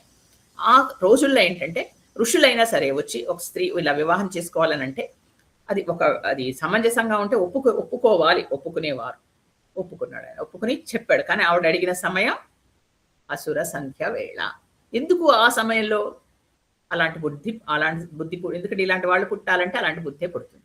హిరణ్యకశిపుడు సంగతి ఏమిటైంది? అలాగే చేసింది కదా అప్పుడు. వాళ్ళ అమ్మ కూడా ఇలాగే అడిగేసరికి వెంటనే అప్పుడు ఆయన అన్నాడు, నీకు నా ద్వారా సంతానం కలుగుతుంది, కానీ నీకు రాక్షసులు జన్మించబోతున్నారు. వాళ్ళు చాలా భయంకరమైన రాక్షసులు, లోకాన్ని పీడిస్తారు. అంటే ఆవిడ బాధపడింది. అయ్యో మరి అంటే మీలాంటి వాడిని నేను వివాహం చేసి కన్నందుకు ఒకడు లంకని ఎప్పుడు ఏలి మంచిగా ఉండాలి కదా, మంచివాడు ఉండాలి. అలాంటి వాడు ఎలాగా అంటే ఇప్పుడు చెప్తాడు. 3వ వాడు పుడతాడు. వాడు ధర్మాత్ముడై ఎప్పటికీ మంచి పేరు తెచ్చుకొని బాగుంటాడు అని చెప్తాడు. అలాగే ఆవిడికి 3 పిల్లలు పుడతారు. రావణాసురుడు అప్పుడు ఆయన పేరు దశగ్రీవుడు, 10 తలలు, దశకంఠుడు, తర్వాత కుంభకర్ణుడు, తర్వాత విభీషణుడు, శూర్పణఖ 4 పిల్లలు ఆవిడికి కైకసికి పుడతారు. పుట్టిన తర్వాత వాడి దశగ్రీవుడు, దశకంఠుడు 20 చేతులు 10 తలలు ఉంటాయి. ఇక్కడ ఏంటి 20 చేతులు 10 తలలు అంటే తర్వాత అంటారు ఏంటంటే వాడికున్న అపారమైన విజ్ఞానం, విపరీతమైన నేర్చుకుంటాడండి. చాలా తెలివితేటలు, తర్వాత విజ్ఞానం కూడా ఉంటుంది. అది తర్వాత వాడి శక్తికి, వాడి పరాక్రమానికి నిదర్శనం అవి 10 తలలు 20 చేతులు అంటారు. ఏది ఏమైనా అతని పేరు దశకంఠుడు. తర్వాత అతను ఏం చేస్తాడు, తండ్రి దగ్గరే అంటే ఈ విశ్రవసు బ్రహ్మ దగ్గరే ఎలాగైతే సుమాలి అనుకున్నాడో అలాగే జరిగింది. ఆయనే అన్నీ నేర్పించాడు. అనేక శాస్త్రాలు, విద్య, అన్ని కళలు, సంగీతం కూడా అత్యద్భుతంగా ప్రతిదీ నేర్చుకున్నాడు.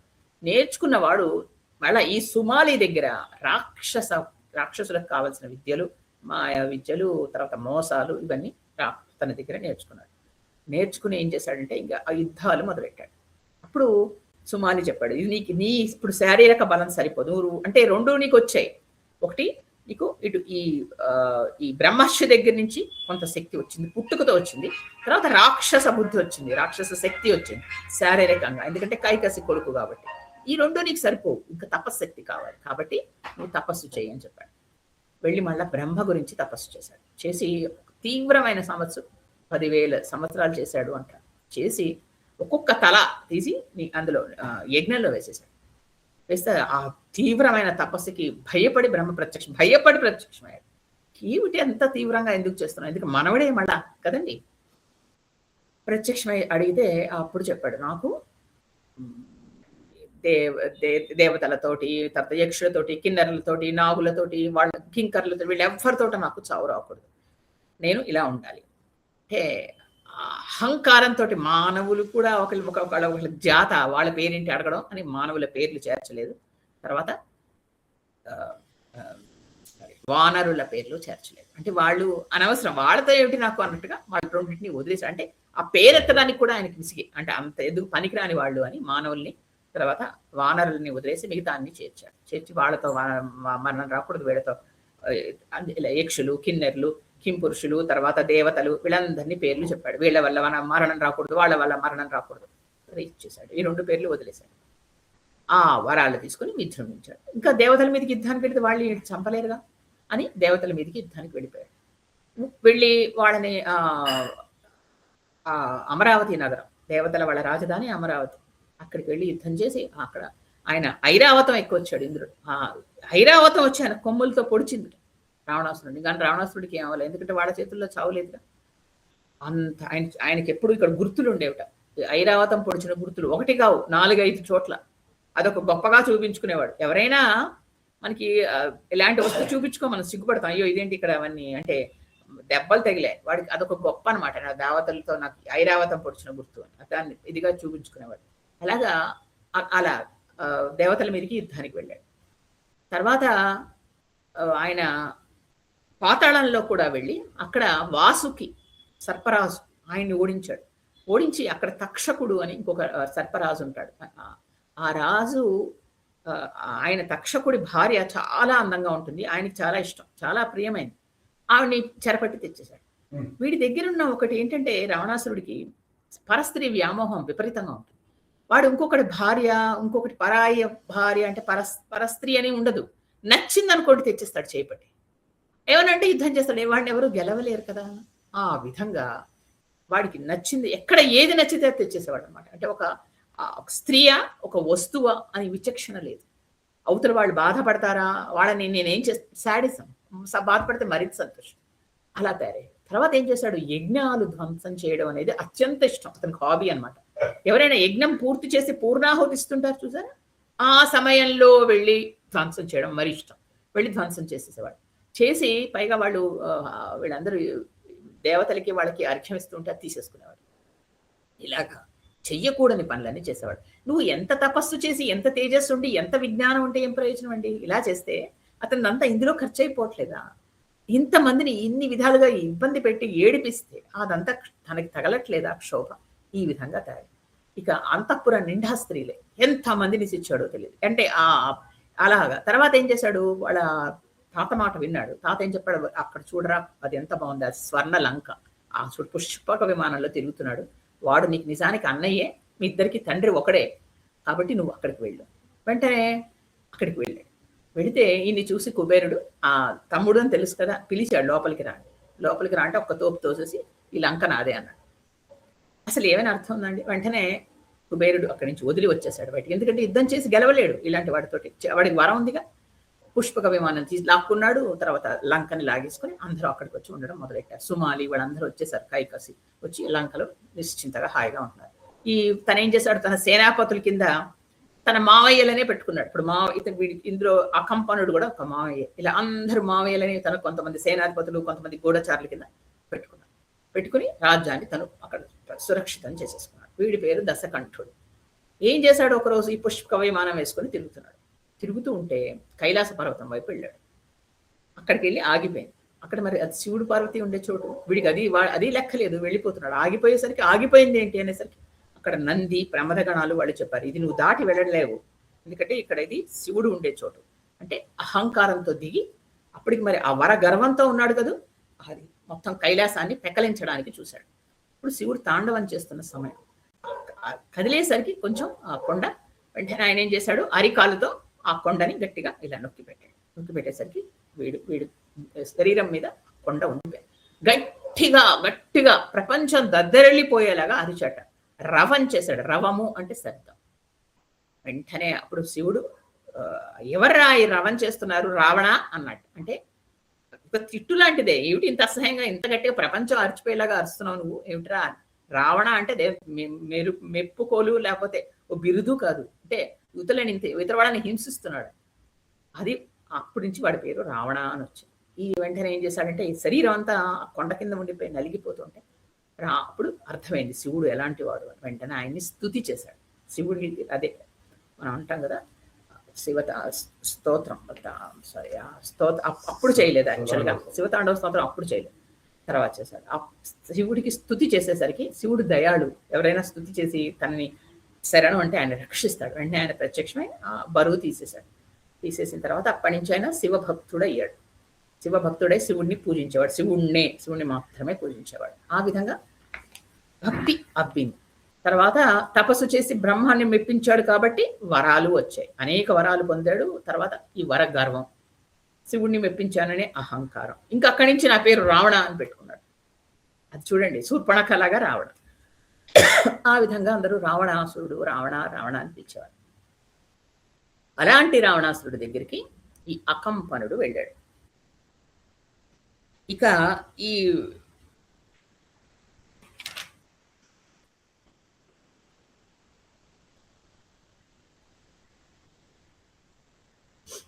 అకంపనుడు వెళ్ళి వెంటనే ఆయనకి నమస్కారం చేసి చెప్పాడు, సొంత మేనమామే అయినా సరే ఎవరి పనులు వాళ్ళకి, పైగా అందరినీ భయపెడతాడు, లేకపోతే చంపేస్తాడు కూడా. ఎప్పుడు చెప్పాడు, నేను ఇట్లా జనస్థానం నుంచి వచ్చాను. ఇప్పుడు జనస్థానంలో అందరినీ రాముడు అనే అతను, శ్రీరాముడు అనే ఆయన అందరినీ చంపేశాడు. ఎవరు మిగలలేదు. కరుడు, దూషణుడు, త్రిశిరుడు అందరినీ చంపేశాడు. 14,000 మంది మన సైనికులు చనిపోయారు. ఇక నేను మిగిలాను. నేను పరిగెత్తుకుని నీకు ఈ విషయం చెప్పాలని వచ్చాను అన్నాడు. అకంపనుడు అంటే చెప్పాను కదా, కంపన లేనివాడు. అలాంటి వాడు వణికిపోతున్నాడు రావణాసురుడి మీద. ఇప్పుడు ఈ రావణాసురుడు కోపంతో గట్టిగా అరిచాడు. వాడికి మాట్లాడటం అలాంటివి ఉండవు, గట్టిగా అరవడమే. అది నాది మనోహరమైనది, నా జనస్థానం. నేను ఎంతో ఆలోచించుకొని చక్కగా చేసుకుని అక్కడ నా సైన్యాన్ని పెట్టాను.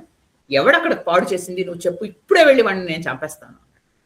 వెంటనే ఆ కంపనుడు ఇలా అరిచేసరికి గడగడా వణికిపోయి, లేదు మీరు నన్ను ఏం చేయకుండా ఉంటే చెప్తాను అన్నాడు. అంటే చెప్పు ఏం జరిగిందో అంటే అప్పుడు చెప్పడం మొదలెట్టాడు. శ్రీరామచంద్రమూర్తి అంటూ అత్యద్భుతంగా చెప్తాడండి. రాముణ్ణి వర్ణిస్తాడు ఆ కంపనుడు.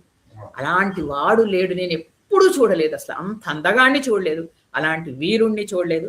అసలు అలాంటి వాడు ఈ కరుణ్ణి, దూషణుణ్ణి, త్రిశిరుణ్ణి ఎలా చంపాడో తెలియదు. అసలు 14,000 మంది 1:12 3 ఘడియల్లో చంపేశాడు. అసలు ఎప్పుడు బాణం తీస్తాడో తెలియదు, ఎప్పుడు వేస్తాడో తెలియదు. పైగా ఆ బాణంకి ఏమిటో చిన్న రెక్కల్లాగా ఉన్నాయి. అది వచ్చి ఒక పాములాగా వచ్చి శరీరంలో ప్రాణం లాగేస్తోంది. అలాంటి యుద్ధం నేను ఇన్ని యుద్ధాలు చూశాను, నీతో పాటు వచ్చి నువ్వు చేస్తున్న యుద్ధాలు కూడా చూశాను, కానీ ఇంత అత్యద్భుతమైన యుద్ధాన్ని నేను చూడలేదు. అంటే వెంటనే రావణాసురుడు అడిగాడు, ఓ అయితే ఏంటి, దేవతలందరితో వచ్చాడా, ఇంద్రాదులందరూ అతను వెంబడున్నారా, వాళ్ళందరితో వచ్చాడా అని అడిగాడు. ఇప్పుడు వెంటనే ఈయన చెప్పాడు ఆ కంపనుడు, లేదు అసలు ఇంద్రాదులేంటి ఎవరూ లేరు, ఆయన ఒక్కడే యుద్ధం చేశాడు. అంటే ఆశ్చర్యపోయాడు రావణాసురుడు. ఒక్కడు ఇంతమందితో చేశాడు? ఒక్కడు ఇంతమందితో, పైగా నేల మీద నిలబడి. వీళ్ళందరూ రకరకాల వాహనాల్లో వెళ్ళారు, నేల మీద నిలబడి చేశాడు ఒక్కడు యుద్ధం. కాబట్టి అలాంటి వాడు రాముడు అంటే అప్పుడు చెప్పాడు అతను, నేను ఇప్పుడే సంహరిస్తాను అంటే ముందరకు వెళ్ళిపోయాడు ఈయన ఖడ్గం దూసి రావణాసురుడు. అంటే అప్పుడు చెప్పాడు, ఉండు ఒక్క నిమిషం, నేను చెప్పేది పూర్తి అయిన తర్వాత అప్పుడు నువ్వు నిర్ణయం తీసుకొని మళ్ళీ ఆ కంపనుడు చెప్పడం మొదలెట్టాడు. అతను దేవత కాడు, అంటే దేవతలకు సంబంధించిన వాడు కాదు, రాక్షసుడు కాదు. ఎందుకంటే రాక్షసుడైతే రాక్షసుల్ని చంపడు. అతను నరుడు అని స్పష్టంగా చెప్పాడు. అంటే ఏంటి, మనకి ఇక్కడ ఇది మనకి రామాయణ రహస్యం, మనకి చెప్పకుండానే చెప్తున్నారు. నరుడు చేత అంటే నరుడు లేడుగా ఈయన వరాల్లో, కాబట్టి నరుడు అతను అంత విజృంభించి వస్తున్నాడు, జాగ్రత్త సుమా అని హెచ్చరించడం ఆ కంపనుడు. అతను ఎలాంటి వాడో తెలుసా, ఆకాశాన్ని శిథిలం చేస్తాడు. ఇలా నక్షత్రాలతో వెలుగుతోంది ఆకాశం అనుకుంటున్నావా, ఆకాశాన్ని ఒక్క క్షణంలో శిథిలం చేయగలడు.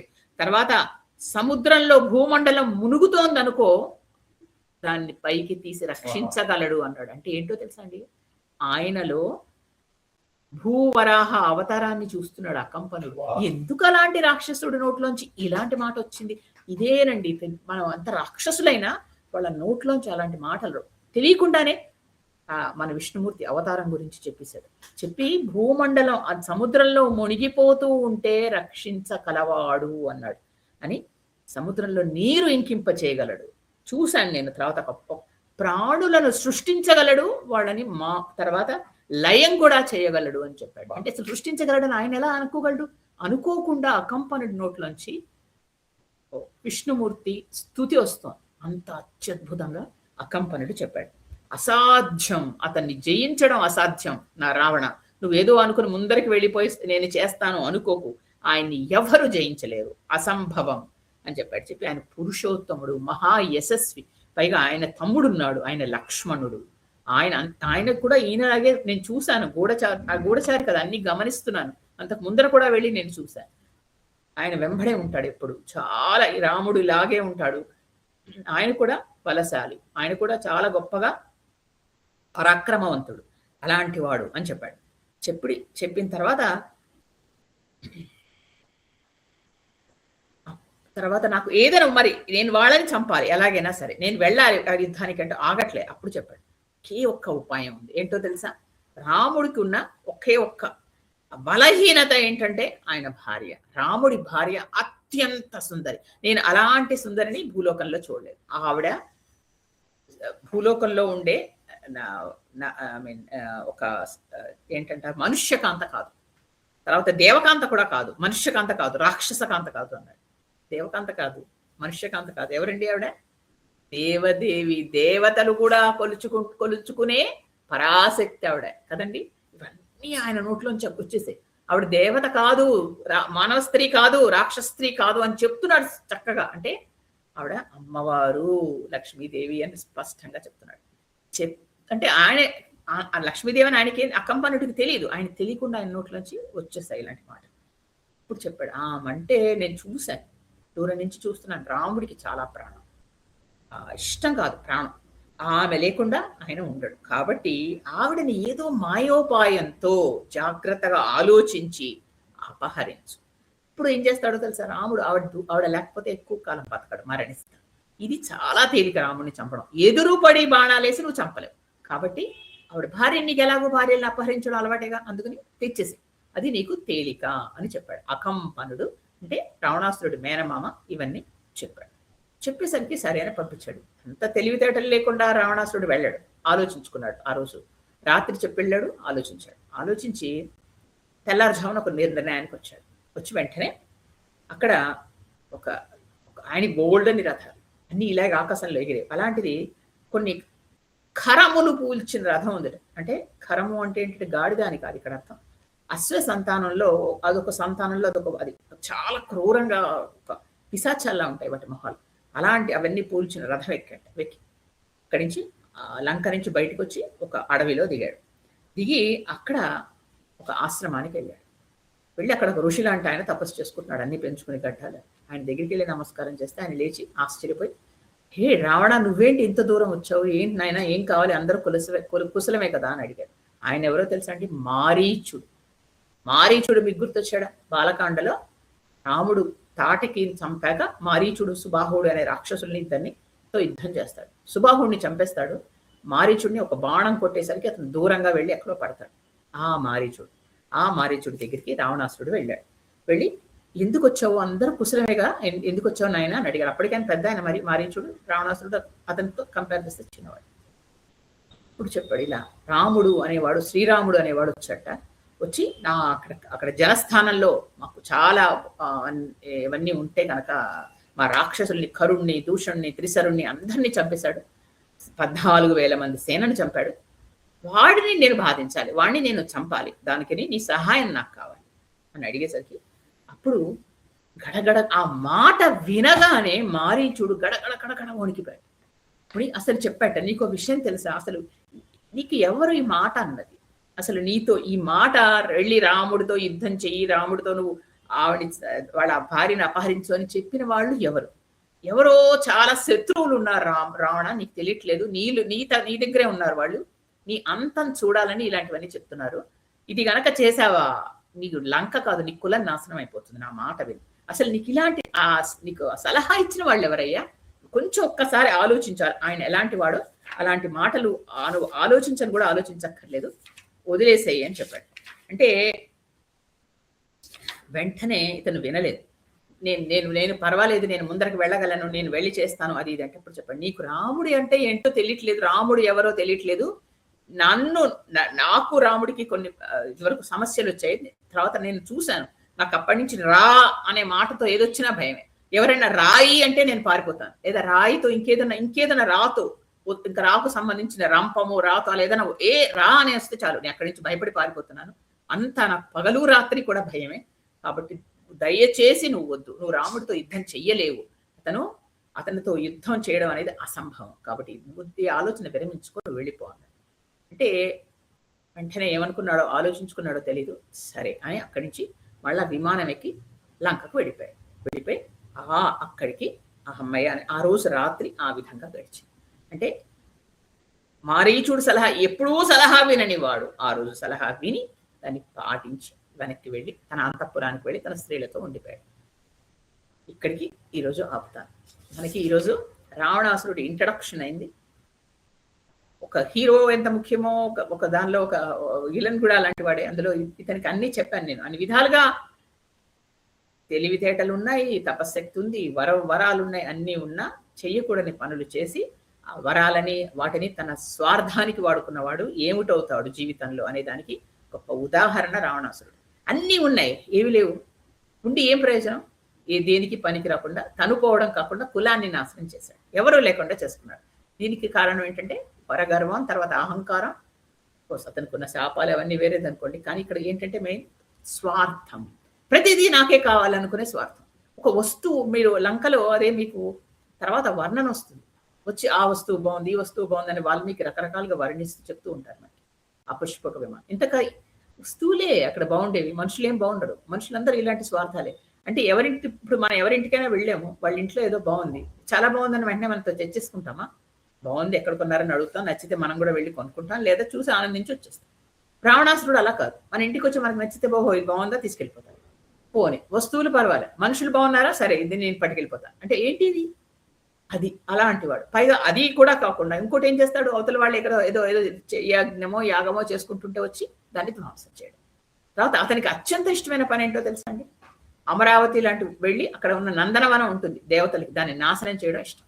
వీళ్ళు నాశనం చేసి వస్తాడు. వెళ్ళిన తర్వాత పాపం వాళ్ళు కొన్ని రోజులకు మళ్ళీ అంత మంచిగా బాగు చేసుకుంటారు. మళ్ళా వెళ్ళి మళ్ళీ నాశనం చేస్తాడు.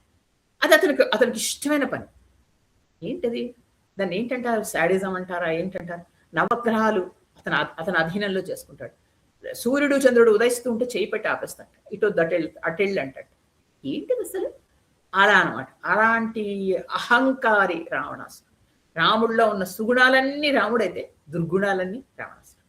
కాబట్టి వాళ్ళిద్దరి మధ్య ఎలాంటి వస్తుంది అంటే మనం ఏది మనకి కావాలి, మనం ఏం నేర్చుకోవాలి అనేది ఇక్కడి నుంచి మనం ఏది ఉండకూడదో రావణాసురుడిని చూసి నేర్చుకోవాలి, ఏది ఉండాలో రాముడిని చూసి నేర్చుకోవాలి. ఇది మనకి రామాయణం నేర్పుతుంది.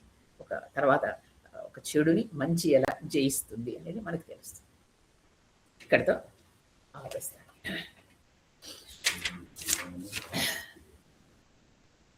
యత్ర యత్ర రఘునాథ కీర్తనం తత్ర తత్ర కృతమస్తకాంజలిం బాష్పవారి పరిపూర్ణలోచనం మారుతిం నమత రాక్షసాంతకం. శ్రీరామ జయ రామ జయ జయ రామ, శ్రీరామ జయ రామ జయ జయ రామ, శ్రీరామ జయ రామ జయ జయ రామ. జై శ్రీరామ్.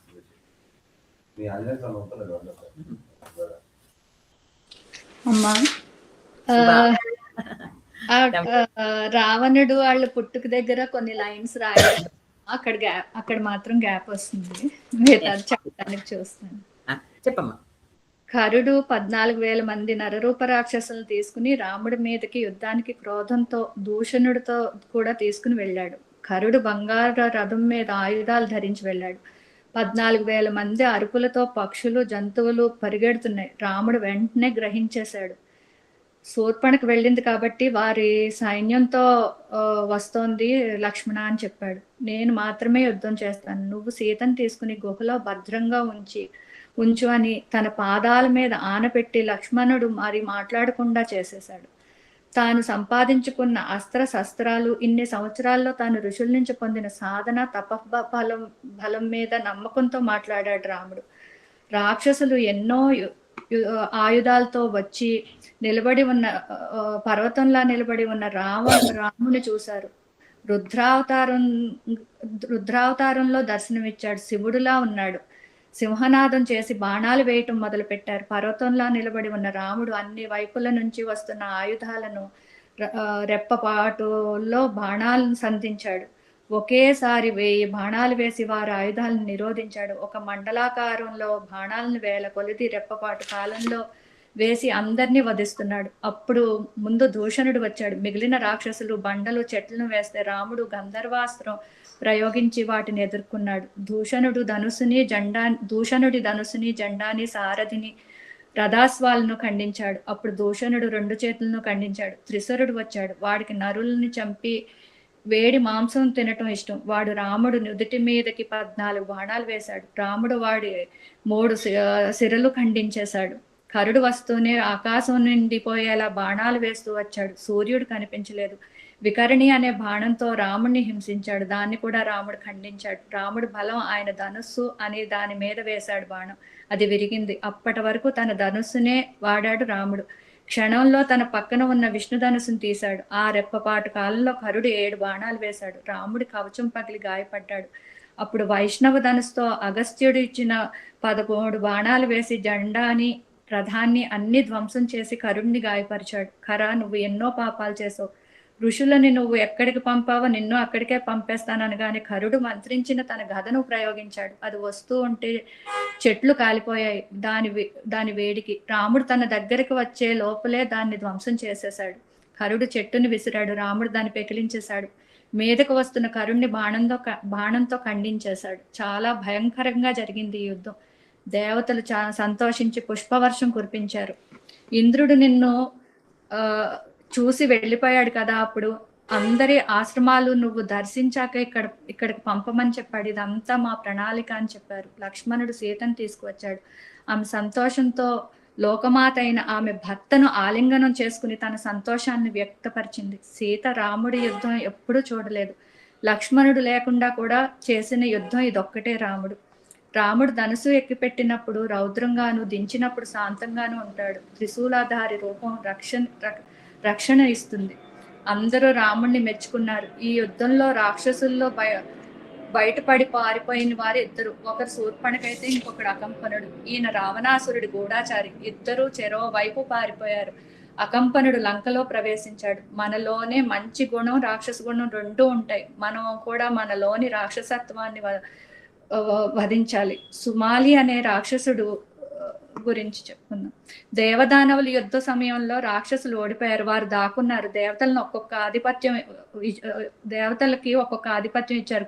అందులో కుబేరుడికి ధనం మీద ఆధిపత్యం ఇచ్చారు.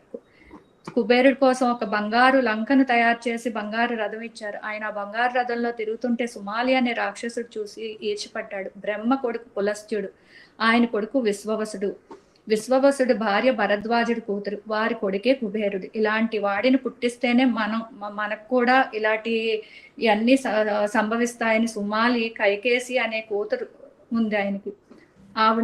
ఆవిడతో చెప్పాడు, విశ్వవసుని అనే బ్రహ్మకి సేవ చేసి ఆయన ద్వారా నువ్వు పిల్లల్ని కంటే ఒక జ్ఞాని అవుతాడు, మనకు కూడా ఇలాంటి యోగ్యత వస్తుంది అని చెప్తాడు. అమ్మ ఇక్కడే నేను రాయలేకపోయానమ్మా. ఆవిడ సేవలు చేసి ఋషిని ఒప్పించి సూర్య సంధ్య వేళల్లో అడిగిన వల్ల అసుర సంధ్య వేళ అడిగిన వల్ల ఆయన అంటాడు అన్న దగ్గర ఒక లైన్ రాయలేదమ్మా నేను, ఏమేమి అడిగాడు అది మీరు రాసినప్పుడు రాసుకుంటాను. మూడో వాడు ధర్మాత్ముడు అవుతాడు. రావణాసురుడు, కుంభకర్ణుడు, విభీషణుడు, శూర్పణఖ పుడతారు. రావణాసురుడు దశకంఠుడు. సుమాలి కోరుకున్నట్టు అన్ని నేర్చుకున్నాడు. సుమాలి దగ్గర రాక్షసత్వాన్ని కూడా నేర్చుకున్నాడు. బ్రహ్మ గురించి 10,000 సంవత్సరాలు తపస్సు చేసి ఒక్కొక్క తల అగ్నిలో వేసేశాడు. బ్రహ్మ భయంతో ప్రత్యక్షమై వానరులు మానవులు వదిలేసి మిగిలిన ఎవ్వరి వల్ల మరణం రాకూడదని ఆయన దగ్గర వరం పొందాడు. దేవతల మీద అమరావతి నగరంలో యుద్ధం చేశాడు. ఐరావతం నుదుటి మీద పొడిచినా ఆయనకి ఏమీ అవ్వలేదు. పాతాళంలో వాసుకి అని సర్పరాజును కూడా ఓడించాడు. రావణాసురుడికి పరస్త్రీ వ్యామోహం ఎక్కువ. ఎక్కడ నచ్చితే అక్కడ స్త్రీ అయినా వస్తువైనా తెచ్చేసేవాడు. యజ్ఞాలను పూర్ణాహుతి సమయంలో ధ్వంసం చేసి అవిసులను తీసేసుకునేవాడు. అతని అంతఃపురం నిండా స్త్రీలే. స్వర్ణలంకను తాతగారి ప్రోద్బలంతో కుబేరుణ్ణి తోసేసి తాను లాక్కున్నాడు. సుమాలి అందరూ వచ్చేసారు లంకకు. మేనమామల్ని సేనాధిపతులను చేశాడు. ఒకరోజు కైలాస పర్వతం దగ్గరికి వెళ్తే నంది ప్రమదగణాలు అడ్డుపడగా కైలాసాన్ని పెకిలించటానికి ప్రయత్నించాడు. తాండవంలో ఉన్న శివుడు కాలితో అదిమి పట్టాడు. రావణుడి శరీరం నలిగిపోయింది. ఆ బాధతో శివుణ్ణి స్తుతించాడు. శివుడు దయతో బరువు తీసేశాడు. అక్కడి నుంచి ఆయన శివభక్తుడయ్యాడు. అలాంటి రావణుడి దగ్గరికి అకంపనుడు వెళ్ళాడు. నేను జనస్థానం నుంచి వచ్చాను. అక్కడ రాముడు అనేవాడు 14,000 మందిని చంపేశాడు. నేను పారిపోయి వచ్చానన్నాడు. రావణుడి గురించి గర్జించి ఎవరో చెప్పమన్నాడు. శ్రీరాముడిని వర్ణించాడు అకంపనుడు. 3 గడియల్లో చంపేశాడు. ఇలాంటి అత్యద్భుతమైన యుద్ధం నేను ఎప్పుడూ చూడలేదు. వెంటనే రావణుడు అడిగాడు, ఇంద్రాదులతో వచ్చాడా అంటే కాదు, ఒక్కడే నేల మీద నిలబడి చేశాడు యుద్ధం అంటే వెంటనే యుద్ధానికి సిద్ధపడ్డాడు రావణుడు. తొందరపడకు, దేవత కాదు నరుడు, జాగ్రత్త. ఆకాశాన్ని శిథిలం చేయగలడు, సముద్రంలోని భూమిని పెకిలించి తీయగలడు. భూవరాహ అవతారాన్ని చూస్తున్నాడు అకంపనుడు. సముద్రంలో నీరుని తీసేయగలడు. అతన్ని జయించడం అసాధ్యం. మహా యశస్వి పురుషోత్తముడు. ఆయనకు ఒక తమ్ముడు కూడా ఉన్నాడు. ఆయన కూడా చాలా పరాక్రమవంతుడు. రావణుడు అన్నాడు, నేను ఎలాగైనా వెళ్ళాలి అంటే, అయితే రాముడికున్న ఒకే ఒక బలహీనత ఆయన భార్య. ఆవిడ దేవత కాదు, రాక్షసు కాదు, మానవ యువతి కాదు అని ఆవిడ అమ్మవారని చెప్పకనే చెప్తున్నాడు. నువ్వు ఆయనకు తెలియకుండా రాముడి భార్యను అపహరించు అని సలహా ఇచ్చాడు. రావణుడు రాత్రి ఆలోచించి కొన్ని కరములు రథం ఎక్కి ఒక ఆశ్రమానికి వెళ్ళి ఆ ఋషిని అడిగాడు. ఏంటి రావణ ఇలా వచ్చావు అన్నాడు ఆ ఋషి. ఆయనే మారీచుడు. జన్మస్థానంలో మా రాక్షసులని 14,000 మందిని చంపాడు. నీ సాయం కావాలి. ఆ మాటకే మారీచుడు వణికిపోయాడు. నీ శత్రువులు ఎవరో నిన్ను ప్రేరేపిస్తున్నారు. నువ్వు ఈ ఆలోచన మాని. రా అంటేనే భయం నాకు, రామ అనక్కర్లేదు, దయచేసి నీ ఆలోచన మాను అనగానే లంకకు వెళ్ళిపోయాడు రావణుడు. ఎప్పుడు ఎవ్వరి మాట వినని రావణుడు వెనక్కి వెళ్ళాడు.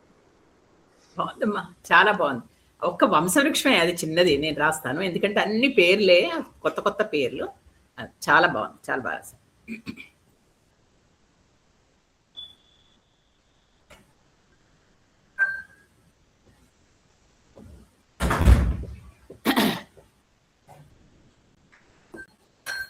ఇంకెవరైనా ఏమైనా చెప్పాలమ్మా? ఎవరికైనా సందేహాలు ఉన్నాయా?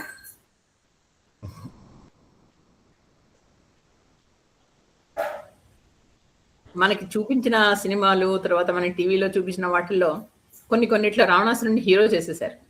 చేసి లేదు రావణాసురుడితే చాలా మంచివాడు, రాముడే ఇలా వచ్చి చంపేశాడు అన్నట్టుగా అలా చూపిస్తారు. కానీ వాల్మీకి ఈయన చెడ్డ ఈయన మంచి అని ఏం చెప్పరండి. వాల్మీకి రామాయణం రాసేటప్పుడు చెడ్డ గుణాలు మంచి గుణాలు చెప్పి జడ్జిమెంట్ మనకే వదిలేస్తారు. మనమే డిసైడ్ చేసుకోవాలి ఏది మంచి ఏది చెడ్డ అని. కానీ అతను చేసిన కృత్యాలు, అతని మన స్వార్థం కోసం అవతల వాళ్ళకి లాక్కోవడం ఇవన్నీ రాక్షస కృత్యాలు కదా. కాబట్టి అలాంటి వాడు, అంత స్వార్థంగా తన కోసం బతికిన వాడు రాక్షసుడే. వాడిలో అంత తెలివితేటలు, అంత పాండిత్యం ఉండి విలువ లేకుండా చేసుకున్నాడు. అది మొత్తం కుల వంశం నాశనం అయిపోయింది కదా ఒక్క మనిషి వల్ల. ఒక మనిషికి ఉండే బలహీనత వల్ల ఆ పరస్త్రీ వ్యామోహం అనేది ఎంత భయంకరమైనదో మనకి ఇక్కడ నిరూపించాడు రావణాసురుడు. మారీచుడు కూడా రాక్షసుడే కదండి? అమ్మ రావణుడు రాక్షసుడే. మారీచుడు సుబాహుడు వాళ్ళిద్దరు తాటకి. అంటే ఏ రూపం కావాలంటే ఆ రూపం దాల్చగలడు అనుకుంటా కదండి మారీచుడు.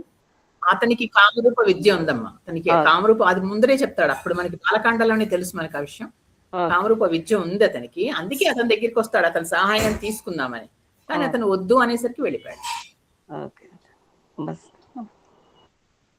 అమ్మ, మీరు చెప్పిన ఈరోజు చెప్పిన కథలోని 3 అవతారాలు కనిపించాయి శ్రీరాముడిది. రుద్రావతారం, కరుడు దూషణితోటి యుద్ధం చేస్తున్నప్పుడు ఆ తేజస్సు చూసి ప్రాణులు పారిపోతాయి. ఆ టైంలో ఆయన రుద్రావతారంలా కనిపించారు.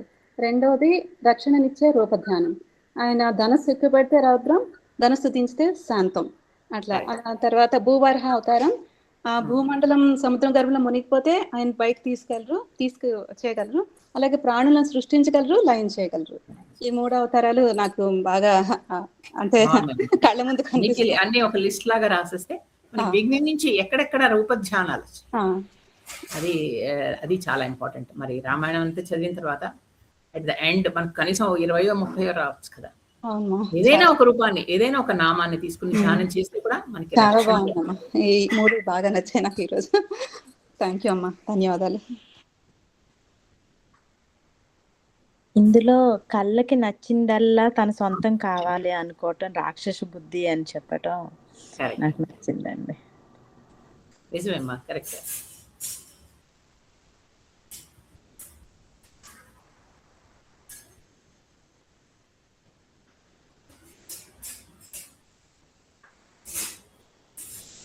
ఇప్పుడు మీరు ఇలా చక్కగా చెప్తున్నారు కదా, అలాగే ఏం చేయండి అంటే మీకు నచ్చింది ఏదైనా ఒక సన్నివేశం నచ్చింది, లేదా నాకు ఇతను ఇలా అండని నచ్చింది, లేదా ఇదేదో నన్ను నేను ఇది విని కొంచెం స్పందించాను అన్నట్టుగా అనుకుంటే ఒక 4 లైన్లు మొన్నట్లాగా రాసి పెడుతూ ఉండండి. ఏంటవుతుందంటే దానివల్ల మీరు స్పందించింది ఇంకొకళ్ళు చదివితే వాళ్ళు కూడా స్పందించవచ్చు. ఒక్కొక్కసారి మిస్ అయిపోతాం మనం వినడంలో, అది మళ్ళా ఇంకొకసారి వాళ్ళకి దొరుకుతుంది వినే అవకాశం, చదివే అవకాశం. అలా చేయండి. చాలా మంది ఏం చేస్తున్నారంటే టైప్ చేయలేని వాళ్ళు రాసేసి ఫోటో తీసి పెడుతున్నారు. అలాగైతే మరీ మంచిది కదా. కానీ చక్క మీ సొంత మాటల్లో రాసి ఎంత బాగుంది అది. ఎంత బాగా రాశారు, చాలా బాగా రాస్తున్నారమ్మా. శుభ అని ఇంకొక ఆవిడున్నారు, ఎంత బాగా రాశారు. అలా ఏంటంటే ఇంకా కొత్తగా మీలో ఆ క్రియేటివిటీ వస్తుంది. రైట్, అందులో రాముడి గురించి కదా, మరింత అందంగా ఉంటుంది ఆ రాస్తూ ఉంటాం. మీరు చక్కగా మాకు చక్కటి అవకాశాన్ని ఇస్తున్నారు. రాయడం ద్వారా మాకు అలా రాస్తూ ఉంటే ఆ మంచి మాటలు, ఆ ధర్మం గురించి, ఆ సత్యం గురించి ఇవన్నీ కూడా మాకు మా మనసులో నాటుకుపోతున్నాయి. దాన్ని అలాగే మేము ప్రవర్తించాలి, అలాగే మనం ఉండాలి అన్నది చాలా బాగా అనిపిస్తుంది అనమాట. అంటే మేము పాటించడమే కాకుండా ఇంకొకరు కూడా చెప్పాలి, ఇంకొకరు కూడా వాళ్ళు కూడా పాటించాలి అన్న ఒక అంటే అది కూడా మాలో డెవలప్ అవుతుంది. అది అసలు కావాల్సిందే అది. ఎందుకంటే మనము నేర్చుకోవడం కాకుండా ఇంకొకరికి చెప్పడం చాలా అది మన ముందు పాటించాలి, తర్వాత ఇంకొకరికి చెప్పాలి, వాళ్ళు కూడా పాటించేలాగా చేయాలి అన్నది అర్థమైంది నాకు. థ్యాంక్ యూ అమ్మా. చాలా కరెక్ట్ అమ్మా. రాసుకుంటుంటే అంటే మళ్ళీ మళ్ళీ మననం అవుతుంది. అక్కడితో విన్నాము అయిపోయింది అనుకోకుండా. అసలు శుభ మీరు చెప్పింది ఎంతమందికి లైక్ నేను చెప్పడం ఒక్కడైనా మిస్ అయినా మళ్ళీ మీరు రిపీట్ చేస్తూ ఉంటే చాలా మంది మళ్ళీ రాసుకుంటారు. మీరు చెప్పిందే అమ్మా, ఏం రాసుకున్నా ఏదైనా మీరు ఆ రిపీట్ చేయడంలో అంత తొందరగా ఫాస్ట్ గా మీరు రాసుకుని చెప్తున్నారు.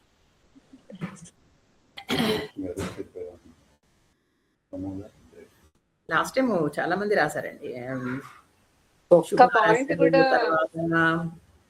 ఆవిడ చాలా బాగా రాస్తున్నారు. తర్వాత కలిదండి ఆవిడ రాశారు, ఆవిడ చాలా అద్భుతంగా రాశారు. తర్వాత ప్రమోద, లక్ష్మి చాలా చాలా బాగా రాస్తున్నారు. కాబట్టి రాయండి అమ్మా, ఇలా రాస్తూ ఉంటే నాకు కూడా చాలా బాగుంది మీరు రాస్తుంది చదువుతూ ఉంటే. అందరూ రాయండి. తర్వాత శుభ ఆఫ్ కోర్స్ మీరు చెప్పక్కర్లేదు, మీరు వెంటనే చెప్పేస్తున్నారు. వల్లి గారు 1.5 hours లో మీరు చెప్పింది శుభ గారు 10 minutes లో అసలుకి కంప్లీట్ గా వితౌట్ మిస్సింగ్ పాయింట్ రాసేస్తున్నారు. శుభ షార్ట్ హ్యాండ్ వాళ్ళు కూడా అంత ఫాస్ట్ గా రాయలేరేమో అనిపించింది నాకు. షార్ట్ హ్యాండ్ వచ్చిన వాళ్ళు కూడా రియల్లీ గ్రేట్ అండి, చాలా బాగా రాస్తున్నారు. ఒక్క పాయింట్ కూడా మిస్ అవ్వట్లేదు, అది మెయిన్. అది చాలా బాగుంది. ఆవిడ బుక్ ప్రింట్ చేయడమే సంక్షిప్త రామాయణం. సంక్షిప్త కాదు, పెద్దదే. అదే అయినా చాలా బాగుంది, చాలా బాగా రాస్తున్నారు. నేను చూసాను ఆవిడ రాసిన పుస్తకం, డైరీ చూసాను. చాలా బాగా రాస్తున్నారు. ఓకే అమ్మా, బాగుందండి. నాకు తెలియదండి, అమ్మ రాయిస్తున్నారు. అసలు ఆ రాయించడం కూడా పూర్తిగా రాయిస్తున్నారు చూడండి. ఏదో హెడ్ లైన్ ఏదో ఇదిలాగా కాకుండా, హైలైట్స్ లాగా కాకుండా కంప్లీట్ గా పూర్తిగా బాగుంది. ఓకే, థ్యాంక్ యూ వల్లి గారు, బాగుంది, చాలా బాగుంది. అలాగే మా గ్రూప్ లో ఇక్కడ బాంబేలో రాజలక్ష్మి గారిని, ఆవిడ ఏం చేస్తారంటే ఇప్పుడు ఈరోజు నేను చెప్పిందంత సంగ్రహంగా ఆవిడ కొన్ని పేరాస్లో రాసేస్తారు. రాసేసి దానికి తెలుగులో టైప్ చేసి గ్రూప్ లో పెట్టేస్తారు. అంటే నెక్స్ట్ నా వీక్ నేను వచ్చే లోపల ఆవిడ రెడీగా ఉంటాయి అన్నమాట. అలా ఆవిడ రాసుకుంటూ ప్రతి వారం పంపిస్తున్నారు. అది ఒక్కొక్కళ్ళది వే ఆఫ్ వాళ్ళ స్టైల్ అనమాట. అది అలా చక్కగా రాసుకుంటూ ఏం లేదండి, మనంతా ఎంతసేపు మనం చెప్పుకుంది ఇదొకటి, తర్వాత ఆయన్ని తలుచుకుంటున్నాం, మననం చేసుకుంటున్నాం, తర్వాత మనం రాసి ఇంకొకళ్ళకి సాయం చేస్తున్నాం. ఇది కాబట్టి చేయండి, రాముడు రాయండి. ఏముంది, రామనామని రాసినంత గొప్ప కదా. చక్కగా ఎవరి రామాయణం వాళ్ళు రాసేసుకోండి. హలో అమ్మా, నమస్కారం అమ్మా. నమస్తే అండి. మీ గురించి చెప్పండి, ఎంత బాగా రాశారో, చక్కగా రాశారు. అదేనమ్మా, అది ఎందుకంటే ఈరోజు మీతో మాట్లాడుతున్నాను. మీరు రాయమని చెప్పడం వచ్చాక స్టార్ట్ చేశానమ్మా, నేను రాస్తున్నాను. ఫస్ట్ మిస్ అయ్యానంటే శుభిచ్చారు, మొదటి నుంచే మొత్తం రాశాను. కానీ ఎందుకు చెప్తున్నానంటే రాయడం వల్ల మననం వచ్చమ్మా, ఎన్నో భావాలు వస్తున్నాయమ్మా. అది మీకు చెప్పదలుచుకున్నాను నిజంగా. అంటే మీరు చెప్పిన మూలాన్ని అది రాస్తున్నాను, లేకపోతే ఊరుకుందని విని మీరు రాయండి అమ్మా అని అనడం వచ్చాక, ఎందుకో మన మంచికే చెప్తున్నారు అని గ్రహించుకొని దాన్ని రాయడం వచ్చాక దాని మననం అయ్యి అది ప్రతి సన్నివేశం రాసేటడికి ఎన్ని భావాలు వస్తున్నాయమ్మా, నిజంగానే వ్యక్తం చెయ్యాలి అనిపించేలా వచ్చేస్తున్నాయి. అంటే అదే మననం వలన అలా వస్తుంది. అది మీరు చెప్పింది మేము ఆచరిస్తే అలాగా దాని ఆనందాన్ని మేము పొందగలుగుతున్నాం అమ్మా. అది సంతోషమైందమ్మా. అది ఏంటంటే స్వతహాగా మీకు మనసులో ఉన్న భావాలే. అది రాముడి పదం, రాముడి మాట, రాముడి నామని చెప్పుకునేసరికి అవన్నీ మీకు ఊపికో బయటకు వస్తున్నాయి, అంతే తప్ప వచ్చేస్తుందమ్మా అలాగా. నిజంగా మీరు రాముడి గృహప్రవేశం వాస్తు పూజ చెప్పారమ్మా. వెంటనే ఏంటంటే వాస్తు పూజ అంటే రాముడు నీ మనసులో ఉంటే ఏ దోషం రానియకుండా ఆయన చూసేస్తాడని వచ్చేస్తుందమ్మా అలాగా. అంటే మీరు చెప్పేటడికి దానికి ఎంత భావన వస్తుందో మాకు, మీరు చెప్పే విధానం మమ్మల్ని దాంట్లో ముంచేస్తుందమ్మా. చాలా ధన్యవాదాలమ్మా. నాతో చెప్పించినా మీతో రాయించినా అంత రాముడే.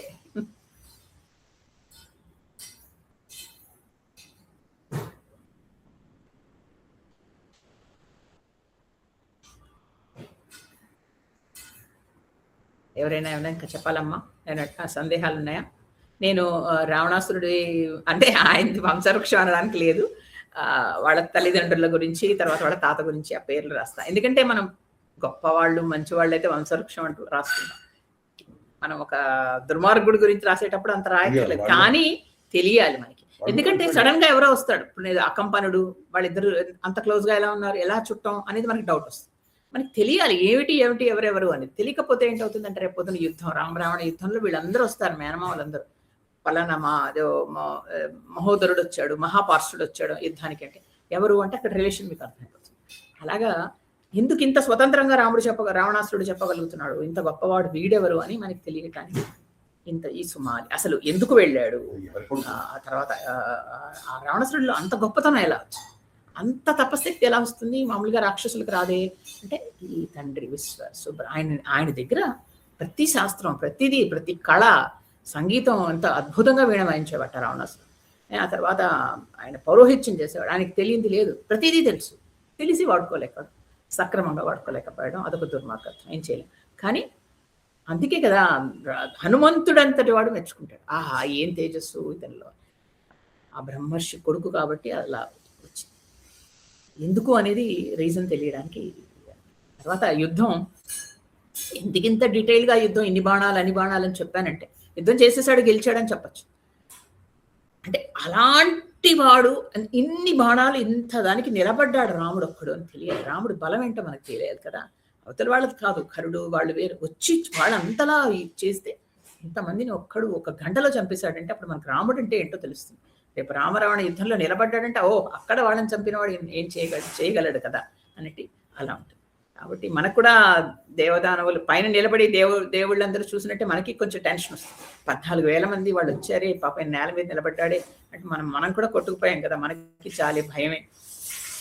అని అది తెలియాలని ఇలా మీకు బాణాలు ఇన్ని ఇలాగా అన్ని చెప్పుకుంటాను. కొంచెం భయం వేస్తుంది యుద్ధాలు ఇలా, కానీ ఇది తప్పదు. కాకపోతే రాముడు గెలుస్తాడు అని మనకు తెలుసు కాబట్టి ఏదో సినిమాలో సస్పెన్స్ ఉండదు, మనం ధైర్యంగా వెళ్ళిపోతాం. కాబట్టి రాముడు మన మనస్సుల నిండా నింపేసుకుందాం. మళ్ళీ వచ్చే వారం వరకు ఈ రావణాసురుడు ఏం చేస్తాడు అనేది, తర్వాత మారీచుడి మాట నిజంగా విన్నాడా, తర్వాత ఆయన్ని మళ్ళా ఇంకా ఎవరు ప్రోత్సాహపరిచి యుద్ధానికి మళ్ళా పంపించారు, ఇవన్నీ తర్వాత వచ్చే వారం తెలుసుకుందాం. తర్వాత భగవద్గీతలో మిగతా శ్లోకాల్లో ఇంకా మరి కాస్త ముందుకు వెళ్ళాం. స్వస్తి.